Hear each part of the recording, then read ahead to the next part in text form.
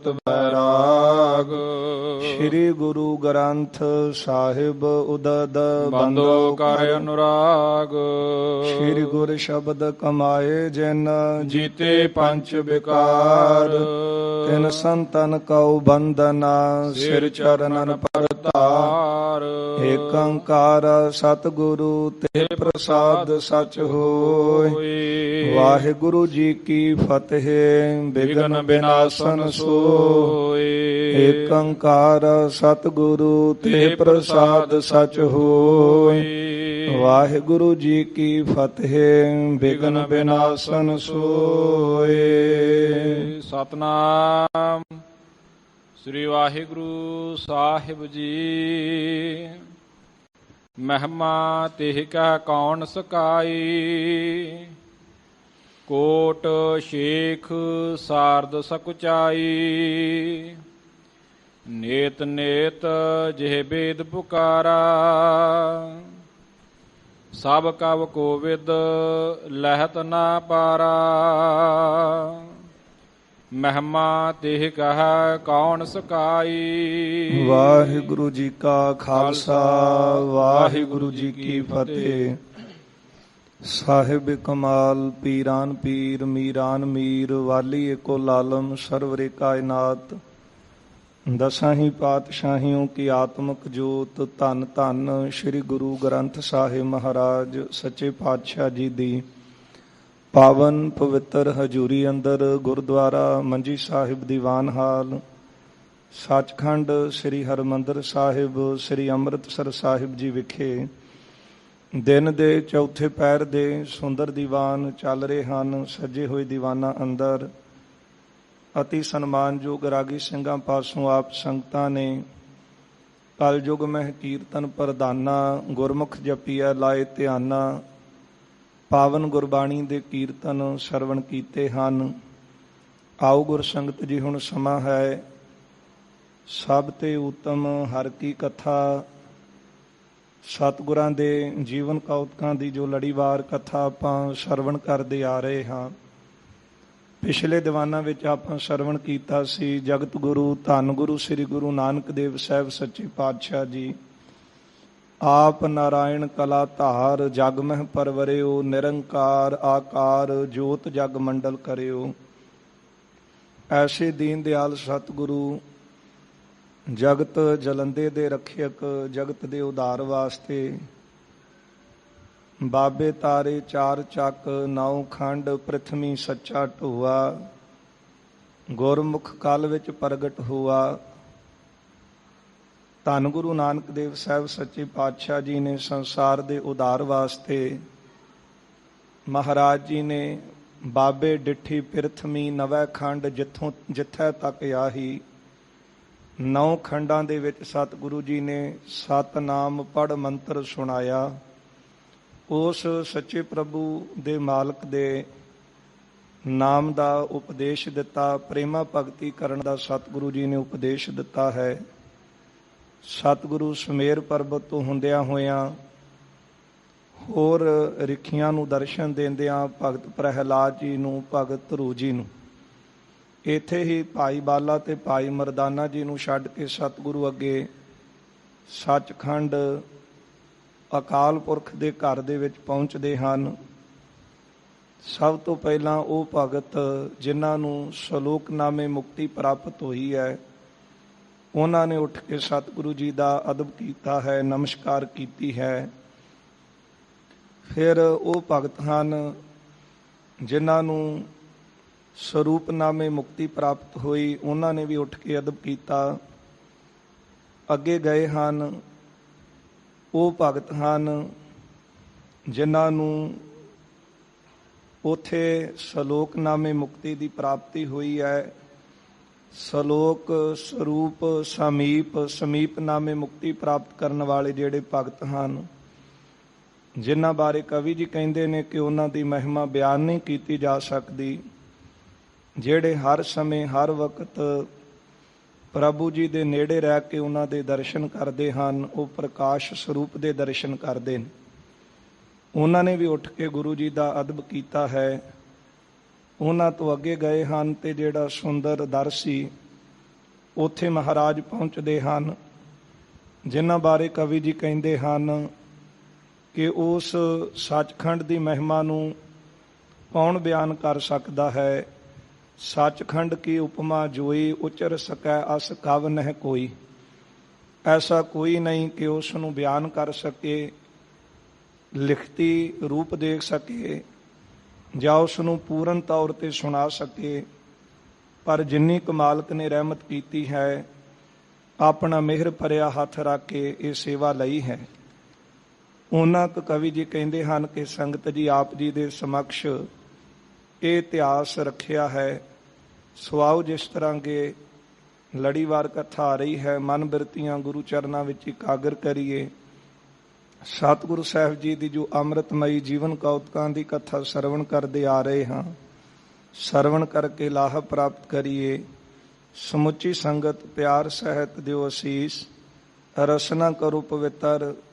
ਸਤਿਗੁਰਾਂ ਨੂੰ ਅਦਬ ਦੇ ਸਹਿਤ ਸੀਸ ਝੁਕਾਉਂਦਿਆਂ ਉਚਾਰਨ ਕਰੋ ਜੀ ਸਤਿਨਾਮ ਸ੍ਰੀ ਵਾਹਿਗੁਰੂ ਸਾਹਿਬ ਜੀ। ਸਤਿਨਾਮ ਸ੍ਰੀ ਵਾਹਿਗੁਰੂ ਸਾਹਿਬ ਜੀ। ਮਹਿਮਾ ਤੇ ਕਹਿ ਕੌਣ ਸਕਾਈ। ਕਵੀ ਜੀ ਕਹਿੰਦੇ ਹਨ ਕਿ ਸੱਚਖੰਡ ਦੀ ਮਹਿਮਾ ਨੂੰ ਕੌਣ ਹੈ ਜਿਹੜਾ ਬਿਆਨ ਕਰ ਸਕਦਾ ਹੈ, ਕਿਉਂਕਿ ਉਹ ਪ੍ਰਭੂ ਦਾ ਸਰੂਪ ਹੀ ਅਸਚਰਜ ਹੈ, ਉਸ ਦਾ ਨਾਮ ਵੀ ਅਸਚਰਜ ਹੈ। ਜਿਹੜੇ ਨਾਮ ਨੂੰ ਜਪਣ ਵਾਲੇ ਨੇ, ਜਿਹੜੇ ਸਰੂਪ ਦੇ ਵਿੱਚ ਅਭੇਦ ਹੋਏ ਹਨ, ਉਹ ਵੀ ਇਸ ਨੂੰ ਬਿਆਨ ਨਹੀਂ ਕਰ ਸਕਦੇ, ਕਿਉਂਕਿ ਉਹਦਾ ਤੇ ਆਨੰਦ ਹੀ ਐਸਾ ਹੈ ਕਿ ਜਿਸ ਤਰ੍ਹਾਂ ਗੂੰਗਾ ਗੁੜ ਖਾਵੇ ਤੇ ਉਹਨੂੰ ਬਿਆਨ ਨਹੀਂ ਕੀਤਾ ਜਾ ਸਕਦਾ। ਇਸੇ ਤਰ੍ਹਾਂ ਮਾਲਕ ਦੇ ਦਰ ਦੀ ਜੋ ਝਲਕਾਰ ਹੈ, ਜੋ ਝਲਕ ਹੈ, ਉਸ ਨੂੰ ਕੌਣ ਹੈ ਜਿਹੜਾ ਬਿਆਨ ਕਰ ਸਕਦਾ ਹੈ ਸ਼ਬਦਾਂ ਵਿੱਚ ਜਾਂ ਬੋਲ ਕੇ। ਕੋਟ ਸੇਖ ਸਾਰਦ ਸकुचाई। ਜਿਸ ਨੂੰ ਬਿਆਨ ਕਰਨ ਦੇ ਵਿੱਚ ਕਰੋੜਾਂ ਜਿਹੜੇ ਸ਼ੇਸ਼ ਨਾਗ ਹਨ।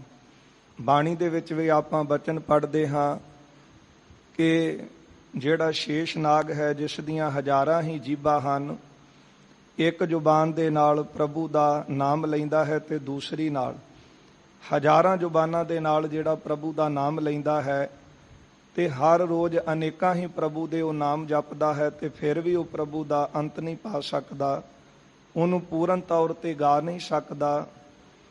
ਮਹਾਰਾਜ ਦੇ ਬਚਨ ਜਪਜੀ ਸਾਹਿਬ ਅੰਦਰ ਵੀ ਪੜ੍ਹਦੇ ਹਾਂ, ਇੱਕ ਦੂ ਜੀਭੋ ਲੱਖ ਹੋਏ, ਲੱਖ ਹੋਵੇ ਲੱਖ ਵੀਸ, ਲੱਖ ਲੱਖ ਗੇੜਾ ਆਖੀਐ ਏਕ ਨਾਮ ਜਗਦੀਸ਼। ਉਸ ਪ੍ਰਭੂ ਦੇ ਸਰੂਪ ਦਾ, ਉਹਦੇ ਦਰ ਘਰ ਦਾ ਸੋ ਕੈਸੀ ਉਸ ਦੀ ਸ਼ੋਭਾ ਹੈ, ਜਿਸ ਨੂੰ ਸ਼ੇਸ਼ ਨਾਗ ਵੀ ਅਤੇ ਸ਼ਾਰਦਾ ਸਰਸਵਤੀ ਵੀ ਕਹਿਣ ਤੋਂ ਸੰਕੋਚਦੀ। ਕਿਉਂਕਿ ਜਿਹੜੀ ਵਿਦਵਾਨਾਂ ਨੇ ਵਿਦਿਆ ਦਾਤੀ ਮੰਨੀ ਹੈ, ਸਨਾਤਨ ਮੱਤ ਦੇ ਵਿੱਚ ਉਹ ਸਰਸਵਤੀ ਨੂੰ ਮੰਨਦੇ ਹਨ। ਜਿਹੜੇ ਵੀ ਸਨਾਤਨ ਮੱਤ ਦੇ ਵਿੱਚ ਵਿਦਵਾਨ ਹਨ, ਜਦੋਂ ਵੀ ਉਹ ਕਿਸੇ ਕਾਵਿ ਨੂੰ ਲਿਖਣਾ ਆਰੰਭ ਕਰਦੇ ਨੇ, ਕਵਿਤਾ ਨੂੰ ਲਿਖਣਾ ਆਰੰਭ ਕਰਦੇ, ਸਭ ਤੋਂ ਪਹਿਲਾਂ ਉਹ ਸਰਸਵਤੀ ਦੀ ਆਰਾਧਨਾ ਕਰਦੇ ਨੇ। ਪਰ ਕਵੀ ਜੀ ਕਹਿੰਦੇ ਹਨ ਕਿ ਉਹ ਪ੍ਰਭੂ ਨੂੰ ਨਾ ਤੇ ਸਰਸਵਤੀ ਪੂਰਨ ਤੌਰ ਤੇ ਬਿਆਨ ਕਰ ਸਕਦੀ ਹੈ, ਨਾ ਹੀ ਉਹਦੇ ਸਰੂਪ ਨੂੰ ਸ਼ੇਸ਼ਨਾਗ ਬਿਆਨ ਕਰ ਸਕਦਾ ਹੈ, ਉਹ ਵੀ ਕਹਿਣ ਤੋਂ ਸੰਕੋਚਦਾ ਹੈ। ਨੇਤ ਨੇਤ ਜਿਹ ਬੇਦ ਪੁਕਾਰਾ। ਜਿਸ ਪ੍ਰਭੂ ਦੇ ਦਰ ਘਰ ਨੂੰ, ਉਹਦੇ ਸਰੂਪ ਨੂੰ ਵੇਦ ਵੀ ਜਿਹੜੇ ਨੇ ਉਹ ਨੇਤ ਨੇਤ ਕਹਿੰਦੇ ਨੇ। ਨੇਤ ਨੇਤ ਦਾ ਅਰਥ ਹੈ ਨਾ ਇਤੀ ਨਾ ਇਤੀ, ਜਿਹਦਾ ਅੰਤ ਨਹੀਂ, ਜਿਸ ਦਾ ਅੰਤ ਨਹੀਂ। ਅੰਤ ਨ ਪਾਵਤ ਦੇਵ ਸਭੈ ਮੁਨ, ਇੰਦਰ ਮਹਾਸ਼ਿਵ ਜੋਗ ਕਰੀ। ਉਸ ਪ੍ਰਭੂ ਦੇ ਸਰੂਪ ਨੂੰ, ਉਹਦੇ ਘਰ ਨੂੰ ਵੇਦ ਵੀ ਜਿਹੜੇ ਨੇ ਉਹ ਬੇਅੰਤ ਬੇਅੰਤੀ ਕਹਿੰਦੇ। ਇਹ ਤਾਂ ਕਿਹਾ ਜਾ ਸਕਦਾ ਤੂੰ ਬੇਅੰਤ ਹੈ, ਤੂੰ ਬੇਅੰਤ ਹੈ, ਭਾਵ ਤੇਰੇ ਸਰੂਪ ਦਾ ਅੰਤ ਕੋਈ ਨਹੀਂ, ਤੇਰੇ ਪਸਾਰੇ ਦਾ ਅੰਤ ਕੋਈ ਨਹੀਂ।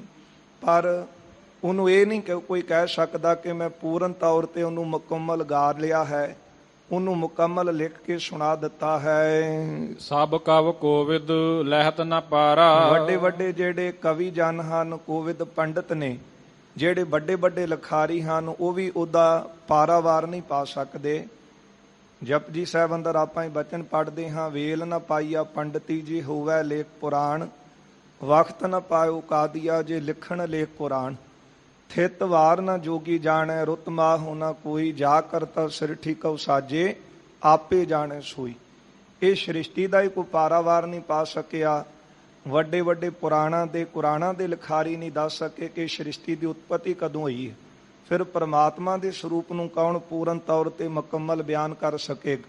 ਕੋਈ ਕਵੀ, ਕੋਈ ਪੰਡਤ ਜਨ ਜਿਹੜੇ ਹਨ, ਉਹ ਵੀ ਜਿਹੜੇ ਨੇ ਉਹਦੇ ਸਰੂਪ ਦਾ ਪਾਰਾਵਾਰ ਨਹੀਂ ਪਾ ਸਕਦੇ। ਮੈਂ ਮਤ ਮੰਦ ਕਹਾਂ ਲਗ ਬਰਨੋ। ਹੁਣ ਕਵੀ ਜੀ ਇੱਥੇ ਆਪਣਾ ਜਿਹੜਾ ਹੈ ਉਹ ਨਿਮਰਤਾ ਦੇ ਵਿੱਚ ਆਪਣੀ ਅਲਪਕਤਾ ਬਿਆਨ ਕਰਦੇ ਨੇ, ਭਾਵੇਂ ਇੰਨੇ ਵਿਦਵਾਨ ਨੇ, ਮਹਾਨ ਨੇ। ਕਵੀ ਜੀ ਕਹਿੰਦੇ ਨੇ ਕਿ ਜਿਸ ਪ੍ਰਭੂ ਨੂੰ ਵੱਡੇ ਵੱਡੀਆਂ ਦੇਵੀਆਂ, ਵੱਡੀਆਂ ਵੱਡੀਆਂ ਸਰਸਵਤੀ ਵਰਗੀਆਂ ਸ਼ਕਤੀਆਂ, ਵੱਡੇ ਵੱਡੇ ਜਿਹੜੇ ਵੇਦ ਹਨ, ਗ੍ਰੰਥ ਨੇ, ਉਹ ਵੀ ਬੇਅੰਤ ਕਹਿੰਦੇ ਨੇ, ਮੈਂ ਮਤ ਮੰਦ ਕਹਾਂ ਲਗ ਬਰਨੋ। ਫਿਰ ਮੈਂ ਤਾਂ ਇੱਕ ਜੀਵ ਹਾਂ ਸੰਸਾਰੀ, ਤੇ ਮੇਰੀ ਮੰਦੀ ਮੱਤ ਹੈ, ਤੇ ਮੈਂ ਉਸ ਦੇ ਸਰੂਪ ਨੂੰ ਕਿਸ ਤਰ੍ਹਾਂ ਪੂਰਨ ਤੌਰ ਤੇ ਬਿਆਨ ਕਰ ਸਕਦਾ ਹਾਂ। ਸਿੰਧ ਪਾਰ ਜਿਵ ਕੀਟੀ ਤਰਨੋ। ਮੇਰਾ ਤੇ ਉਹ ਪਰਮਾਤਮਾ ਦੇ ਦਰ ਘਰ ਬਾਰੇ ਲਿਖਣਾ ਤੇ ਇੰਜ ਹੈ ਕਿ ਜਿਸ ਤਰ੍ਹਾਂ ਇੱਕ ਕੀੜੀ ਵਾਸਤੇ ਸਮੁੰਦਰ ਨੂੰ ਤਰ ਕੇ ਲੰਘਣਾ ਹੋਵੇ ਤੇ ਉਹਦੇ ਲਈ ਬਹੁਤ ਔਖੀ ਗੱਲ ਹੈ, ਔਖੀ ਕਿ ਉਹਦੇ ਲਈ ਬਹੁਤ ਕਠਿਨ ਹੈ। ਇੱਕ ਕੀੜੀ ਸਮੁੰਦਰ ਤੋਂ ਕਿਸ ਤਰ੍ਹਾਂ ਤਰਸ ਕੇ ਪਾਰ ਹੋ ਸਕਦੀ ਹੈ? ਹਾਂ, ਜੇ ਉਹ ਪ੍ਰਭੂ ਆਪ ਕਿਰਪਾ ਕਰਨ, ਰਹਿਮਤ ਕਰਨ, ਆਪ ਆਪਣਾ ਮਿਹਰ ਭਰਿਆ ਹੱਥ ਰੱਖ ਦੇਣ ਤੇ ਕਾਰਜ ਜਿਹੜਾ ਉਹ ਸੰਭਵ ਹੋ ਸਕਦਾ ਹੈ। ਪਰ ਆਪਣੇ ਤੌਰ ਤੇ ਜੇ ਕੋਈ ਕਵੇ ਕਿ ਉਹਦੇ ਸਰੂਪ ਨੂੰ ਬਿਆਨ ਕਰਨਾ, ਕਵੀ ਜੀ ਕਹਿੰਦੇ ਉਹ ਤਾਂ ਇਸ ਤਰ੍ਹਾਂ ਹੈ ਜਿਸ ਤਰ੍ਹਾਂ ਕੋਈ ਕੀੜੀ ਸੋਚੇ ਕਿ ਮੈਂ ਤਰ ਕੇ ਸਮੁੰਦਰ ਨੂੰ ਪਾਰ ਕਰ ਜਾਵਾਂਗੀ। ਮਸ਼ਕ ਮੇਰ ਕਿਵ ਸਕਹਿ ਉਠਾਈ। ਇੱਕ ਮੱਛਰ ਸੋਚੇ ਕਿ ਮੈਂ ਪਹਾੜ ਨੂੰ ਚੁੱਕ ਲਾਂ। ਨਾ ਕੀੜੀ ਤਰ ਕੇ ਸਮੁੰਦਰ ਪਾਰ ਕਰ ਸਕਦੀ ਹੈ ਤੇ ਨਾ ਮੱਛਰ ਜਿਹੜਾ ਹੈ ਉਹ ਪਹਾੜ ਚੁੱਕ ਸਕਦਾ ਹੈ। ਕਿਉ ਨ ਬੇਅੰਤ ਜੰਤ ਲਗ ਪਾਈ। ਇਸੇ ਤਰ੍ਹਾਂ ਜਿਹੜਾ ਆਕਾਸ਼ ਵਿੱਚ ਉੱਡਣ ਵਾਲਾ ਪੰਛੀ ਹੈ ਉਹ ਕਦੇ ਆਕਾਸ਼ ਦਾ ਅੰਤ ਨਹੀਂ ਪਾ ਸਕਦਾ। ਜਿਹ ਸੱਤਾ ਕੇ ਅਜਾ ਅਲੰਬਾ। ਜਿਸ ਪ੍ਰਭੂ ਦੀ ਸੱਤਾ ਦੀ ਸਦਕਾ ਹੀ ਇਹ ਜਿਹੜੀ ਮਾਇਆ ਹੈ, ਕਿਉਂਕਿ ਮਾਇਆ ਦਾ ਹੀ ਸਾਰਾ ਪਸਾਰਾ ਹੈ ਨਾ, ਤੇ ਮਾਇਆ ਨੂੰ ਵੀ ਪ੍ਰਭੂ ਦੀ ਸੱਤਾ ਮਿਲੀ ਹੋਈ ਹੈ, ਕਿਉਂਕਿ ਮਾਇਆ ਨੂੰ ਲక్ష్ਮੀ ਤੇ ਲక్ష్ਮੀ ਨੂੰ ਪ੍ਰਭੂ ਪਤੀ ਜਿਹੜਾ ਹੈ ਉਹ ਲక్ష్ਮੀ ਦਾ ਪਤੀ ਪ੍ਰਭੂ ਕਿਹਾ ਜਾਂਦਾ ਹੈ। ਇਸ ਕਰਕੇ ਮਾਇਆ ਵੀ ਪ੍ਰਭੂ ਦੇ ਸੱਤਾ ਦੇ ਸਦਕਾ ਹੈ। ਸਿਰਜਤ ਹੈ ਬ੍ਰਹਮੰਡ ਕਦੰਬਾ। ਅਤੇ ਉਹ ਜਿਹੜੀ ਮਾਇਆ ਹੈ ਪ੍ਰਭੂ ਤੋਂ ਸੱਤਾ ਲੈ ਕੇ ਇਹ ਸ੍ਰਿਸ਼ਟੀ ਦੀ ਸਿਰਜਣਾ ਕਰਦੀ ਹੈ। ਏਕ ਰੋਮ ਮੈਂ ਵਿਸ਼ਨ ਅਨੇਕਾ। ਅਤੇ ਉਸ ਪ੍ਰਭੂ ਦੇ ਇੱਕ ਇੱਕ ਰੋਮ ਦੇ ਵਿੱਚ ਅਨੇਕਾਂ ਹੀ ਵਿਸ਼ਨੂੰ ਅਤੇ ਮਹੇਸ਼ ਹਨ। ਗੁਰੂ ਕਲਗੀਧਰ ਸਾਹਿਬ ਮਹਾਰਾਜ ਦੇ ਪਾਵਨ ਬਚਨ ਪੜ੍ਹਦੇ ਹਾਂ, ਕਾਲ ਪੁਰਖ ਕੀ ਦੇਹ ਮੋਹ ਕੋਟਕ ਬਿਸ਼ਨ ਮਹੇਸ਼। ਉਸ ਅਕਾਲ ਪੁਰਖ ਦੇ ਇੱਕ ਰੋਮ ਦੇ ਵਿੱਚ ਕਰੋੜਾਂ ਹੀ ਵਿਸ਼ਨੂੰ ਅਤੇ ਮਹੇਸ਼ ਵਸ ਰਹੇ ਹਨ। ਵਿਦ ਸਿਵ ਬਹੁ ਕੋ ਕਰਹਿ ਬਬੇਕਾ। ਇਸੇ ਤਰ੍ਹਾਂ ਵਿਦ ਬ੍ਰਹਮਾ ਅਤੇ ਸ਼ਿਵ ਜਿਹੜੇ ਹਨ ਉਹਨਾਂ ਦੇ ਤਾਈਂ ਵੀ ਰਚਣ ਵਾਲਾ ਕੌਣ ਹੈ? ਉਹ ਪ੍ਰਭੂ ਪਰਮਾਤਮਾ ਆਪ ਹੈ। ਬ੍ਰਿਖ ਉਦੰਬਰ ਜਿਉ ਜਿਹ ਕਾਇਆ। ਇਹ ਜਿਸ ਪ੍ਰਭੂ ਦਾ ਜੋ ਕਾਇਆ ਹੈ, ਸਰੀਰ ਹੈ, ਕਹਿੰਦੇ ਹਨ ਕਿ ਇੰਜ ਮੰਨ ਲਓ ਕਿ ਮਾਤ ਲੋਕ ਤੋਂ ਲੈ ਕੇ ਤੇ ਆਕਾਸ਼ ਲੋਕ ਦੇ ਵਿੱਚ, ਆਕਾਸ਼ ਦੇ ਵਿੱਚ ਜਾ ਕਰਕੇ ਸਿਰ ਲੱਗੇ। ਲਾਗੇ ਫਲ ਬ੍ਰਹਮੰਡ ਨਿਕਾਇਆ। ਤੇ ਮਾਨੋ ਕਿ ਇਹੋ ਹੀ ਉਸ ਦਾ ਵਿਰਾਟ ਸਰੂਪ ਹੈ, ਮਾਤ ਲੋਕ ਤੋਂ ਲੈ ਕੇ ਆਕਾਸ਼ ਲੋਕ ਤੱਕ। ਅਤੇ ਜਿੰਨੀ ਵੀ ਇਹ ਲੁਕਾਈ ਹੈ ਸ੍ਰਿਸ਼ਟੀ ਹੈ, ਮਾਨੋ ਕਿ ਉਹਦੇ ਸਰੂਪ ਨੂੰ ਫਲ ਲੱਗੇ ਹੋਏ ਹਨ। ਉਤਪਤ ਪਾਲਨ ਅਰ ਸੰਹਰਤਾ। ਉਹ ਆਪ ਹੀ ਉਤਪਤੀ ਕਰਨ ਵਾਲਾ ਹੈ, ਆਪ ਹੀ ਪਾਲਣਾ ਕਰਨ ਵਾਲਾ ਹੈ, ਆਪ ਹੀ ਫਿਰ ਸੰਘਾਰ ਕਰਨ ਵਾਲਾ, ਮਾਰਨ ਵਾਲਾ ਵੀ ਉਹ ਆਪ ਹੀ, ਕਿਉਂਕਿ ਉਹਦੇ ਹੁਕਮ ਦੇ ਵਿੱਚ ਹੀ ਤਿੰਨ ਸ਼ਕਤੀਆਂ ਨੇ। ਭਾਵੇਂ ਇਹਨਾਂ ਦੀਆਂ ਡਿਊਟੀਆਂ ਲੱਗੀਆਂ ਨੇ, ਇੱਕ ਸੰਸਾਰੀ, ਇੱਕ ਭੰਡਾਰੀ, ਇੱਕ ਲਾਏ ਦੀ ਬਾਣ, ਇੱਕ ਰਚਣ ਵਾਲਾ, ਇੱਕ ਪਾਲਣ ਪੋਸ਼ਣ ਕਰਨ ਵਾਲਾ, ਇੱਕ ਸੰਘਾਰ ਕਰਨ ਵਾਲਾ ਮੰਨਿਆ ਹੈ। ਪਰ ਬੰਦਾ ਵੀ ਜਿਹੜਾ ਹੈ ਉਹ ਕਿੰਨਾ ਮਤਲਬੀ ਹੈ। ਜੇ ਤਿੰਨ ਸ਼ਕਤੀਆਂ ਇਹਨੇ ਇੰਜ ਮਿੱਥ ਲਈਆਂ ਕਿ ਬ੍ਰਹਮਾ ਵਿਸ਼ਨੂੰ ਮਹੇਸ਼ ਨੇ, ਤੇ ਦੁਨੀਆ ਦੇ ਅੰਦਰ ਆਪਾਂ ਦੇਖਦੇ ਹਾਂ ਕਿ ਬਹੁਤੇ ਮੰਦਰ ਜਿਹੜੇ ਨੇ ਉਹ ਸਨਾਤਨ ਮਤ ਦੇ ਜਾਂ ਸ਼ਿਵ ਦੇ ਤੇ ਜਾਂ ਵਿਸ਼ਨੂੰ ਦੇ ਮਿਲਣਗੇ। ਬ੍ਰਹਮਾ ਦਾ ਮੰਦਰ ਹੀ ਜਿਹੜਾ ਹੈ ਉਹ ਇੱਕ ਜਾਂ ਦੋ ਵੱਧ ਤੋਂ ਵੱਧ ਸੰਸਾਰ 'ਚ ਵੱਡੇ ਹੋਣਗੇ। ਉਹਦਾ ਕਾਰਨ ਪਤਾ ਕੀ ਹੈ? ਕਿ ਜਦੋਂ ਦੇਖਿਆ ਇਨਸਾਨ ਨੇ ਕਿ ਰਚਣ ਵਾਲਾ ਬ੍ਰਹਮਾ ਹੈ, ਉਸ ਨੇ ਤਾਂ ਰਚ ਦਿੱਤਾ ਹੈ। ਹੁਣ ਬੰਦਾ ਇੰਨਾ ਸਵਾਰਥੀ ਹੈ, ਦੇਖਦਾ ਹੈ ਕਿ ਵਿਸ਼ਨੂੰ ਭੰਡਾਰਾ ਦੇਣ ਵਾਲਾ ਹੈ ਤੇ ਸ਼ਿਵ ਜਿਹੜਾ ਉਹ ਸੰਘਾਰ ਕਰਨ ਵਾਲਾ ਹੈ। ਇਹਨਾਂ ਦੋਨਾਂ ਦੇ ਮੰਦਰ ਤਾਂ ਕਾਇਮ ਕੀਤੇ ਨੇ, ਕਿਉਂਕਿ ਇੱਕ ਤੋਂ ਕੁਝ ਲੈਣਾ ਹੈ ਤੇ ਦੂਜੇ ਤੋਂ ਡਰ ਲੱਗਦਾ ਹੈ ਕਿ ਉਹ ਕਦੇ ਮੈਨੂੰ ਖਤਮ ਹੀ ਨਾ ਕਰ ਦਵੇ। ਇਸ ਕਰਕੇ ਉਹਦੇ ਮੰਦਰ ਬਣਾ ਕੇ ਉਹਨੂੰ ਪੂਜ ਰਿਹਾ ਹੈ। ਪਰ ਗੁਰੂ ਨਾਨਕ ਸਾਹਿਬ ਮਹਾਰਾਜ ਜੀ ਦੇ ਪਾਵਨ ਬਚਨ ਬਾਣੀ ਅੰਦਰ ਪੜ੍ਹਦੇ ਹਾਂ ਇੱਕ ਸੰਸਾਰੀ ਇੱਕ ਭੰਡਾਰੀ ਇੱਕ ਲਾਈ ਦੀ ਬਾਣ, ਜਿਵ ਤਿਸ ਭਾਵੈ ਤਿਵੈ ਚਲਾਵੈ, ਜਿਵ ਹੋਵੈ ਫੁਰਮਾਨ, ਉਹ ਵੇਖੈ ਉਹਨਾਂ ਨਦਰ ਨਾ ਆਵੈ, ਬਹੁਤਾ ਇਹੋ ਵਿਡਾਣ। ਕਿਉਂਕਿ ਇਹ ਸਾਰੀਆਂ ਸ਼ਕਤੀਆਂ ਉਹ ਪ੍ਰਭੂ ਦੇ ਹੁਕਮ ਦੇ ਵਿੱਚ ਹਨ। ਜਿਸ ਤਰ੍ਹਾਂ ਪ੍ਰਭੂ ਇਹਨਾਂ ਨੂੰ ਚਲਾਉਂਦੇ ਨੇ ਉਸੇ ਤਰ੍ਹਾਂ ਹੀ ਇਹ ਕਾਰਜ ਕਰਦੀਆਂ। ਇਸ ਕਰਕੇ ਰਚਣ ਵਾਲਾ, ਪਾਲਣ ਵਾਲਾ, ਸੰਘਾਰ ਕਰਨ ਵਾਲਾ, ਮਾਰਨ ਵਾਲਾ ਵੀ ਉਹ ਆਪ ਹੈ। ਤੀਨ ਦੇਵ ਸਭ ਮਹਿ ਅਸ ਕਰਤਾ, ਤਿੰਨਾਂ ਦੇਵਤਿਆਂ ਨੂੰ ਪੈਦਾ ਕਰਨ ਵਾਲਾ ਵੀ ਆਪ ਹੈ। ਜਿਸ ਥਾਨ ਬੈਸੇ ਜਗ ਰਾਈ, ਜਿਸ ਜਗ੍ਹਾ ਜਾ ਕੇ ਸਤਿਗੁਰੂ ਬਿਰਾਜਮਾਨ ਹੋਏ ਨੇ, ਤਹ ਪਹੁੰਚੇ ਸਿੱਖਣ ਸੁਖਦਾਈ। ਹਾਂ, ਜਿੱਥੇ ਜਗਤ ਦੇ ਰਾਜਾ ਪ੍ਰਭੂ ਬਿਰਾਜਮਾਨ ਨੇ। ਵੈਸੇ ਤਾਂ ਸਾਰੀਆਂ ਥਾਵਾਂ ਤੇ ਉਹਦਾ ਨਿਵਾਸ ਹੈ, ਪਰ ਜੇ ਦੇਖਿਆ ਜਾਵੇ ਸਾਰਿਆਂ ਦੇ ਆਪੋ ਆਪਣੇ ਘਰ ਨੇ, ਆਪਣੀਆਂ ਪੁਰੀਆਂ ਨੇ, ਤੇ ਪ੍ਰਭੂ ਦੀ ਜਿਹੜੀ ਪੁਰੀ ਹੈ, ਨਗਰ ਹੈ, ਘਰ ਹੈ, ਉਹ ਸੱਚਖੰਡ ਮੰਨਿਆ ਜਾਂਦਾ ਹੈ। ਕਹਿੰਦੇ ਜਿਸ ਦਾ ਉਹਦਾ ਜੋ ਸੱਚਖੰਡ ਸਦਾ ਲਈ ਕਾਇਮ ਰਹਿਣ ਵਾਲਾ ਘਰ ਹੈ, ਉਸ ਜਗ੍ਹਾ ਸਿੱਖਾਂ ਦੇ ਰਾਜਾ ਧੰਨ ਗੁਰੂ ਨਾਨਕ ਦੇਵ ਸਾਹਿਬ ਸੱਚੇ ਪਾਤਸ਼ਾਹ ਜੀ ਉੱਥੇ ਪਹੁੰਚੇ ਹਨ। ਕੀਨ ਡੰਡਾਉਤ ਜੋਰ ਜੁਗ ਹਾਥਾ, ਦੋਵੇਂ ਹੱਥ ਜੋੜ ਕੇ ਜਗਤ ਗੁਰੂ ਧੰਨ ਗੁਰੂ ਨਾਨਕ ਦੇਵ ਸਾਹਿਬ ਸੱਚੇ ਪਾਤਸ਼ਾਹ ਜੀ ਨੇ ਉਹ ਪ੍ਰਭੂ ਨੂੰ, ਉਸ ਸ੍ਰਿਸ਼ਟੀ ਦੇ ਰਚਨਹਾਰ ਜਗਤ ਦੇ ਮਾਲਕ ਨੂੰ ਨਮਸਕਾਰ ਕੀਤੀ ਹੈ। ਠੰਡੇ ਪੁਣ ਬੇਦੀ ਕੁਲ ਨਾਥਾ, ਬੇਦੀਆਂ ਦੇ ਕੁਲ ਦੇ ਨਾਥ ਮਾਲਕ ਸਤਿਗੁਰੂ ਅੱਗੇ ਖਲੋ ਗਏ ਹਨ। ਮੰਦ ਮੰਦ ਸ੍ਰੀ ਮੁਖ ਮੁਸਕਾਵਨਾ, ਮੰਦ ਮੰਦ ਹੌਲੀ ਹੌਲੀ ਆਪਣੇ ਮੁਖ ਤੋਂ ਮੁਸਕਾਏ ਹਨ। ਮ੍ਰਿਦੁਲ ਮధుਰ ਬੋਲੇ ਬਚ ਪਾਵਣਾ, ਬੜੇ ਕੋਮਲ ਅਤੇ ਮਿੱਠੇ ਪਵਿੱਤਰ ਬਚਨ ਬੋਲੇ ਹਨ। ਜਗ ਪ੍ਰਗਟੀ ਕਲ ਕਾਲ ਕੁਚਾਲੀ, ਕਹਿਣ ਲੱਗੇ ਜਗਤ ਵਿੱਚ ਕਲਯੁਗ ਦੇ ਸਮੇਂ ਅੰਦਰ ਜਗਤ ਵਿੱਚ ਕੁਚਾਲ ਭੈੜੀ ਚਾਲ ਪ੍ਰਗਟ ਹੋਈ ਹੈ। ਮਨੋਂ ਲੱਗੀ ਦੋ ਜੁਆਲ ਵਿਸਾਲੀ, ਮਾਨੋ ਕਿ ਇਸ ਸੰਸਾਰ ਨੂੰ ਦੋ ਜਿਹੜੀਆਂ ਅਗਨੀਆਂ ਹਨ ਉਹ ਸਾੜ ਰਹੀਆਂ ਹੋਣ। ਵਿਸ਼ਾ ਵਿਖਾ ਹੈ ਲਪਟ ਅਧੀਰਾ, ਜਿਹੜੇ ਲੋਕ ਧੀਰੇ ਤੋਂ ਰਹਿਤ ਹੋ ਚੁੱਕੇ ਨੇ, ਵਿਸ਼ਿਆਂ ਦੇ ਵਿੱਚ ਬਹੁਤ ਲੰਪਟ ਹੋਏ ਨੇ, ਫਸੇ ਹੋਏ ਹਨ। ਵੱਡੇ ਬੇਗ ਸੋ ਬਹੀ ਸਮੀਰਾ, ਅਤੇ ਬਹੁਤ ਤੇਜ਼ੀ ਦੇ ਨਾਲ ਇਹ ਜਿਹੜੀ ਵਿਕਾਰਾਂ ਦੀ ਸ਼ੀਤ ਲਹਿਰ ਹੈ ਨਾ, ਇਹ ਜਿਹੜੀ ਹਵਾ ਹੈ ਉਹ ਵਹਿ ਰਹੀ ਹੈ। ਦੰਭ ਮੋਹ ਤੇ ਆਦ ਵਿਕਾਰਾ, ਖੰਡ ਤੋਂ ਲੈ ਕੇ ਮੋਹ ਆਦ ਜਿਹੜੇ ਹੋਰ ਕਾਮ ਕ੍ਰੋਧ ਲੋਭ ਮੋਹ ਅਹੰਕਾਰ ਇਹ ਵਿਕਾਰ ਹਨ। ਲਾਟਾਂ ਆਪ ਵਿਕਰਾਲ ਅਪਾਰਾ, ਮਾਨੋ ਕਿ ਇਹਨਾਂ ਦੀ ਭਿਆਨਕ ਅੱਗ ਜਿਹੜੀ ਹੈ ਉਹ ਲੱਗੀ ਹੋਵੇ। ਮਾਨਵ ਬ੍ਰਿੰਦ ਹੈ ਜਰਤ ਪੁਕਾਰਤ, ਬਹੁਤ ਜ਼ਿਆਦਾ ਜਿਹੜੇ ਮਨੁੱਖ ਨੇ ਇਹਨਾਂ ਵਿਕਾਰਾਂ ਦੀ ਅੱਗ ਵਿੱਚ ਸੜਦੇ ਹੋਏ ਪੁਕਾਰ ਕਰ ਰਹੇ ਨੇ। ਪਾਏ ਤਾਪ ਪੀਰਾ ਨਰਿਆਰਤ, ਤੇ ਇਸ ਦੀ ਜਿਹੜੀ ਪੀੜਾ ਹੈ ਉਹ ਪਾ ਕੇ ਲੋਕ ਬਹੁਤ ਦੁਖੀ ਹੋ ਰਹੇ ਨੇ। ਤੁਮ ਤਾ ਧਾਰਾ ਤਰ ਸਰਸ ਪਠਾਈ, ਤੇ ਉਹ ਪ੍ਰਭੂ ਮੁਸਕਰਾ ਕੇ ਕਹਿਣ ਲੱਗੇ ਸਤਿਗੁਰਾਂ ਨੂੰ, ਕਹਿੰਦੇ ਇਸ ਸੰਸਾਰ ਦੇ ਅੰਦਰ ਕਲਯੁਗ ਦੇ ਸਮੇਂ ਅੰਦਰ ਵਿਕਾਰਾਂ ਦੀ ਜਿਹੜੀ ਅੱਗ ਲੱਗੀ ਹੋਈ ਹੈ, ਵਿਸ਼ਿਆਂ ਦੀ ਹੀ ਲਹਿਰਾਂ ਚੱਲ ਰਹੀਆਂ ਨੇ। ਇਸ ਅੱਗ ਦੇ ਵਿੱਚ ਜਿਹੜੇ ਕਲਯੁਗੀ ਜੀਵ ਨੇ ਸੜ ਕੇ ਬਹੁਤ ਦੁਖੀ ਹੋ ਰਹੇ।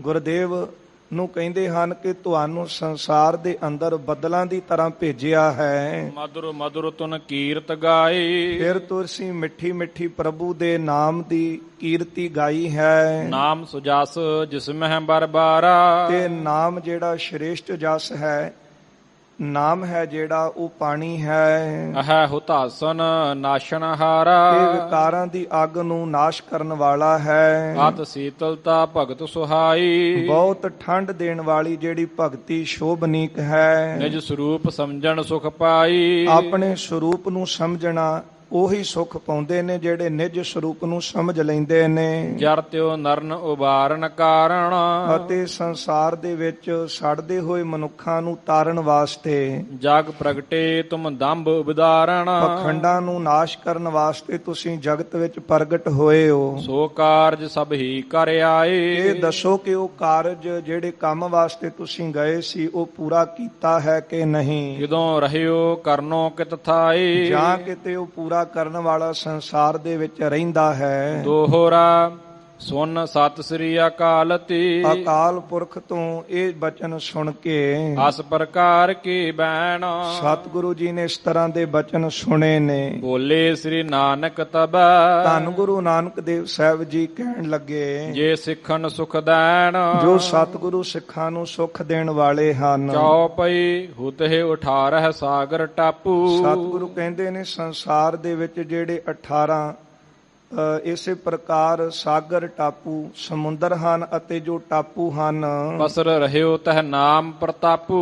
ਉਸ ਸਾਗਰਾਂ ਦੇ ਵਿੱਚ ਸੰਸਾਰ ਦੇ ਵਿੱਚ ਸਾਰੀ ਜਗ੍ਹਾ ਤੁਹਾਡਾ ਨਾਮ ਪਸਰਿਆ ਹੈ। ਜੰਬੂ ਦੀਪ ਵਿਖਿਆ ਬਹੁ ਥਾਈ ਜਿਹੜੇ ਪਹਾੜੀ ਇਲਾਕੇ ਹਨ ਉਹਨਾਂ ਸਾਰੀਆਂ ਥਾਵਾਂ ਤੇ ਪਸਰੀ ਭਗਤ ਮਹਾ ਸੁਖਦਾਈ। ਭਗਤੀ ਦਾ ਫੈਲਾ ਹੋਇਆ ਜਿਹੜੀ ਬਹੁਤੀ ਸੁਖ ਦੇਣ ਵਾਲੀ ਹੈ। ਅਬ ਨਵ ਖੰਡਨ ਜਾਏ ਬਹੋਰੀ ਹੁਣ ਨਵਾਂ ਖੰਡਾਂ ਦੇ ਵਿੱਚ ਜਾ ਕੇ ਦੈ ਉਪਦੇਸ਼ ਕਟੋ ਦੁਖ ਘੋਰੀ। ਤੇ ਨਾਮ ਦਾ ਉਪਦੇਸ਼ ਦੇ ਕੇ ਉਹਨਾਂ ਦੇ ਦੁੱਖ ਕੱਟਾਂਗੇ। ਸਪਤ ਦੀਪ ਮਹਿ ਨਾਮ ਪ੍ਰਤਾਪਾ ਜਿਹੜੇ 7 ਦੀਪ ਹਨ ਉਹਨਾਂ ਵਿੱਚ ਨਾਮ ਦਾ ਪ੍ਰਤਾਪ ਹੋਵੇਗਾ। ਸੁਨ ਕਰ ਸ਼ਬਦ ਕਰਹੇਂਗੇ ਜਾਪਾ ਸਾਰੇ ਹੀ ਨਾਮ ਨੂੰ ਸੁਣ ਕੇ ਸ਼ਬਦ ਨੂੰ ਸੁਣ ਕੇ ਦਾ ਜਾਪ ਕਰਨਗੇ। ਵਹਿ ਭਗਤ ਨਾਮ ਵਡਿਆਈ ਭਗਤੀ ਦੀ ਨਾਮ ਦੀ ਵਡਿਆਈ ਸੰਸਾਰ ਵਿੱਚ ਹੋਵੇਗੀ। ਧਰਾ ਭਾਰ ਦੁਖ ਸਭ ਮਿਟ ਜਾਈ। ਧਰਤੀ ਉੱਤੇ ਜਿਹੜਾ ਭਾਰ ਪਿਆ ਹੋਇਆ ਨਾ ਕਿਰਤ ਘਣਾ ਦਾ ਉਹ ਨਾਮ ਜਪਣ ਦੇ ਨਾਲ ਬੰਦਗੀ ਕਰਨ ਦੇ ਨਾਲ ਭਗਤੀ ਕਰਨ ਦੇ ਨਾਲ ਦੂਰ ਹੋਵੇਗਾ।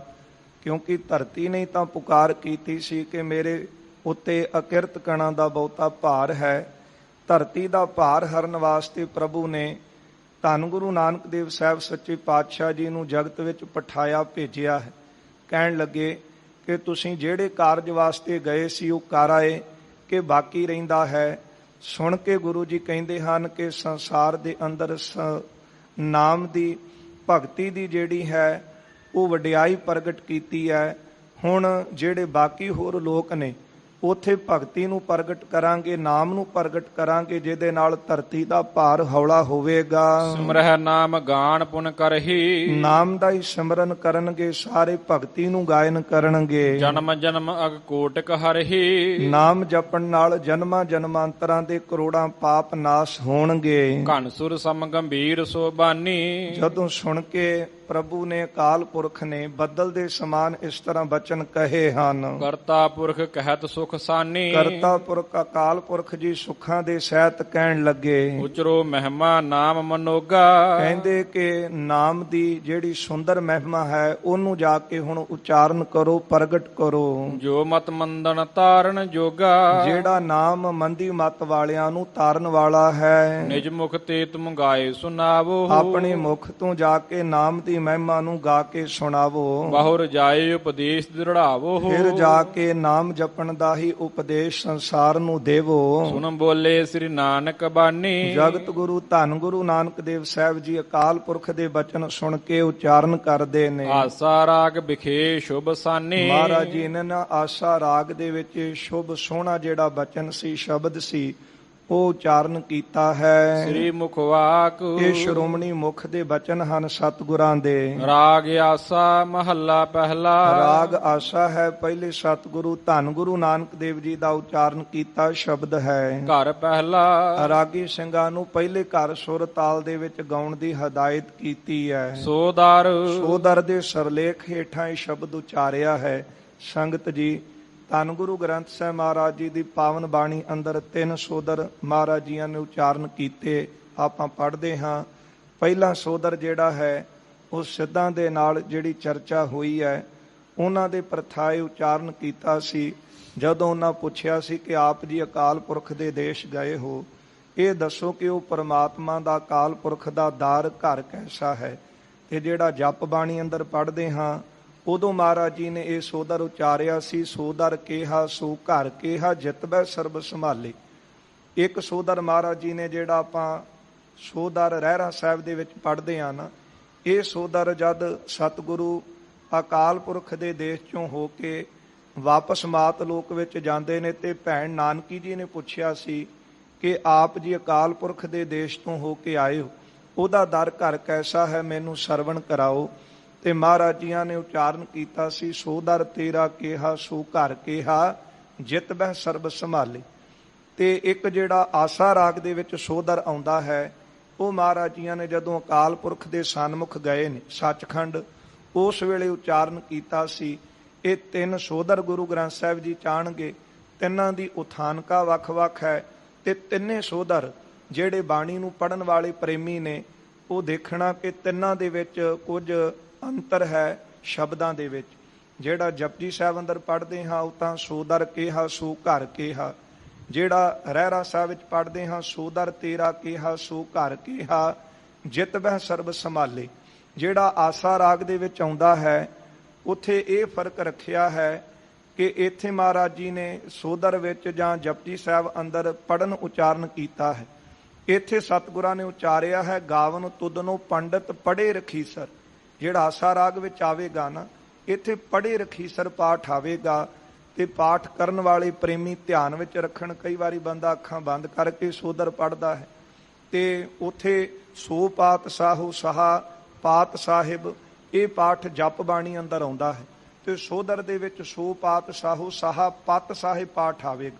ਇੱਥੇ ਰਹਿਰਾਸ ਸਾਹਿਬ ਵਿੱਚ ਪਤ ਸਾਹਿਬ ਪਾਠ ਕਰਨਾ ਹੈ, ਕੰਨੇ ਤੋਂ ਬਿਨਾ ਪਾਠ ਹੈ ਸੋ ਪਾਤ ਸਾਹੋ ਸਹਾ ਪਤ ਸਾਹਿਬ ਤੇ ਜਪਜੀ ਸਾਹਿਬ ਅੰਦਰ ਪਾਤ ਸਾਹਿਬ ਆਵੇਗਾ। ਇੱਥੇ ਮਹਾਰਾਜ ਜੀ ਨੇ ਸੋਦਰ ਦੇ ਸਰਲੇਖ ਹੇਠ ਇਹ ਪਾਵਨ ਜਿਹੜਾ ਹੈ ਸ਼ਬਦ ਉਚਾਰਨ ਕੀਤਾ ਹੈ ਅਕਾਲ ਪੁਰਖ ਦੇ ਸਨਮੁਖ। ਸੋ ਦਰ ਤੇਰਾ ਕਿਹਾ ਸੋ ਘਰ ਕਿਹਾ ਜਿਤ ਬੈ ਸਰਬ ਸੰਭਾਲੀ। ਐ ਪ੍ਰਭੂ ਜੀ, ਜਿੱਥੇ ਬੈਠ ਕੇ ਤੁਸੀਂ ਸੱਚਖੰਡ ਦੇ ਵਿੱਚ ਸਾਰਿਆਂ ਦੀ ਸੰਭਾਲ ਕਰਦੇ ਹੋ ਨਾ, ਉਹ ਤੁਹਾਡਾ ਘਰ ਦਾ ਜੋ ਦਰ ਦਰਵਾਜ਼ਾ ਹੈ, ਕੈਸਾ ਕੈਸਾ ਬਿਆਨ ਕਰਾਂ, ਕਹਿਣ ਤੋਂ ਕਥਨ ਤੋਂ ਪਰੇ ਹੈ। ਜਾਂ ਤੁਹਾਡਾ ਦਰ ਤੁਹਾਡਾ ਘਰ ਤਾਂ ਅਸਚਰਜ ਹੈ, ਇਹਨੂੰ ਕੌਣ ਬਿਆਨ ਕਰ ਸਕਦਾ ਹੈ।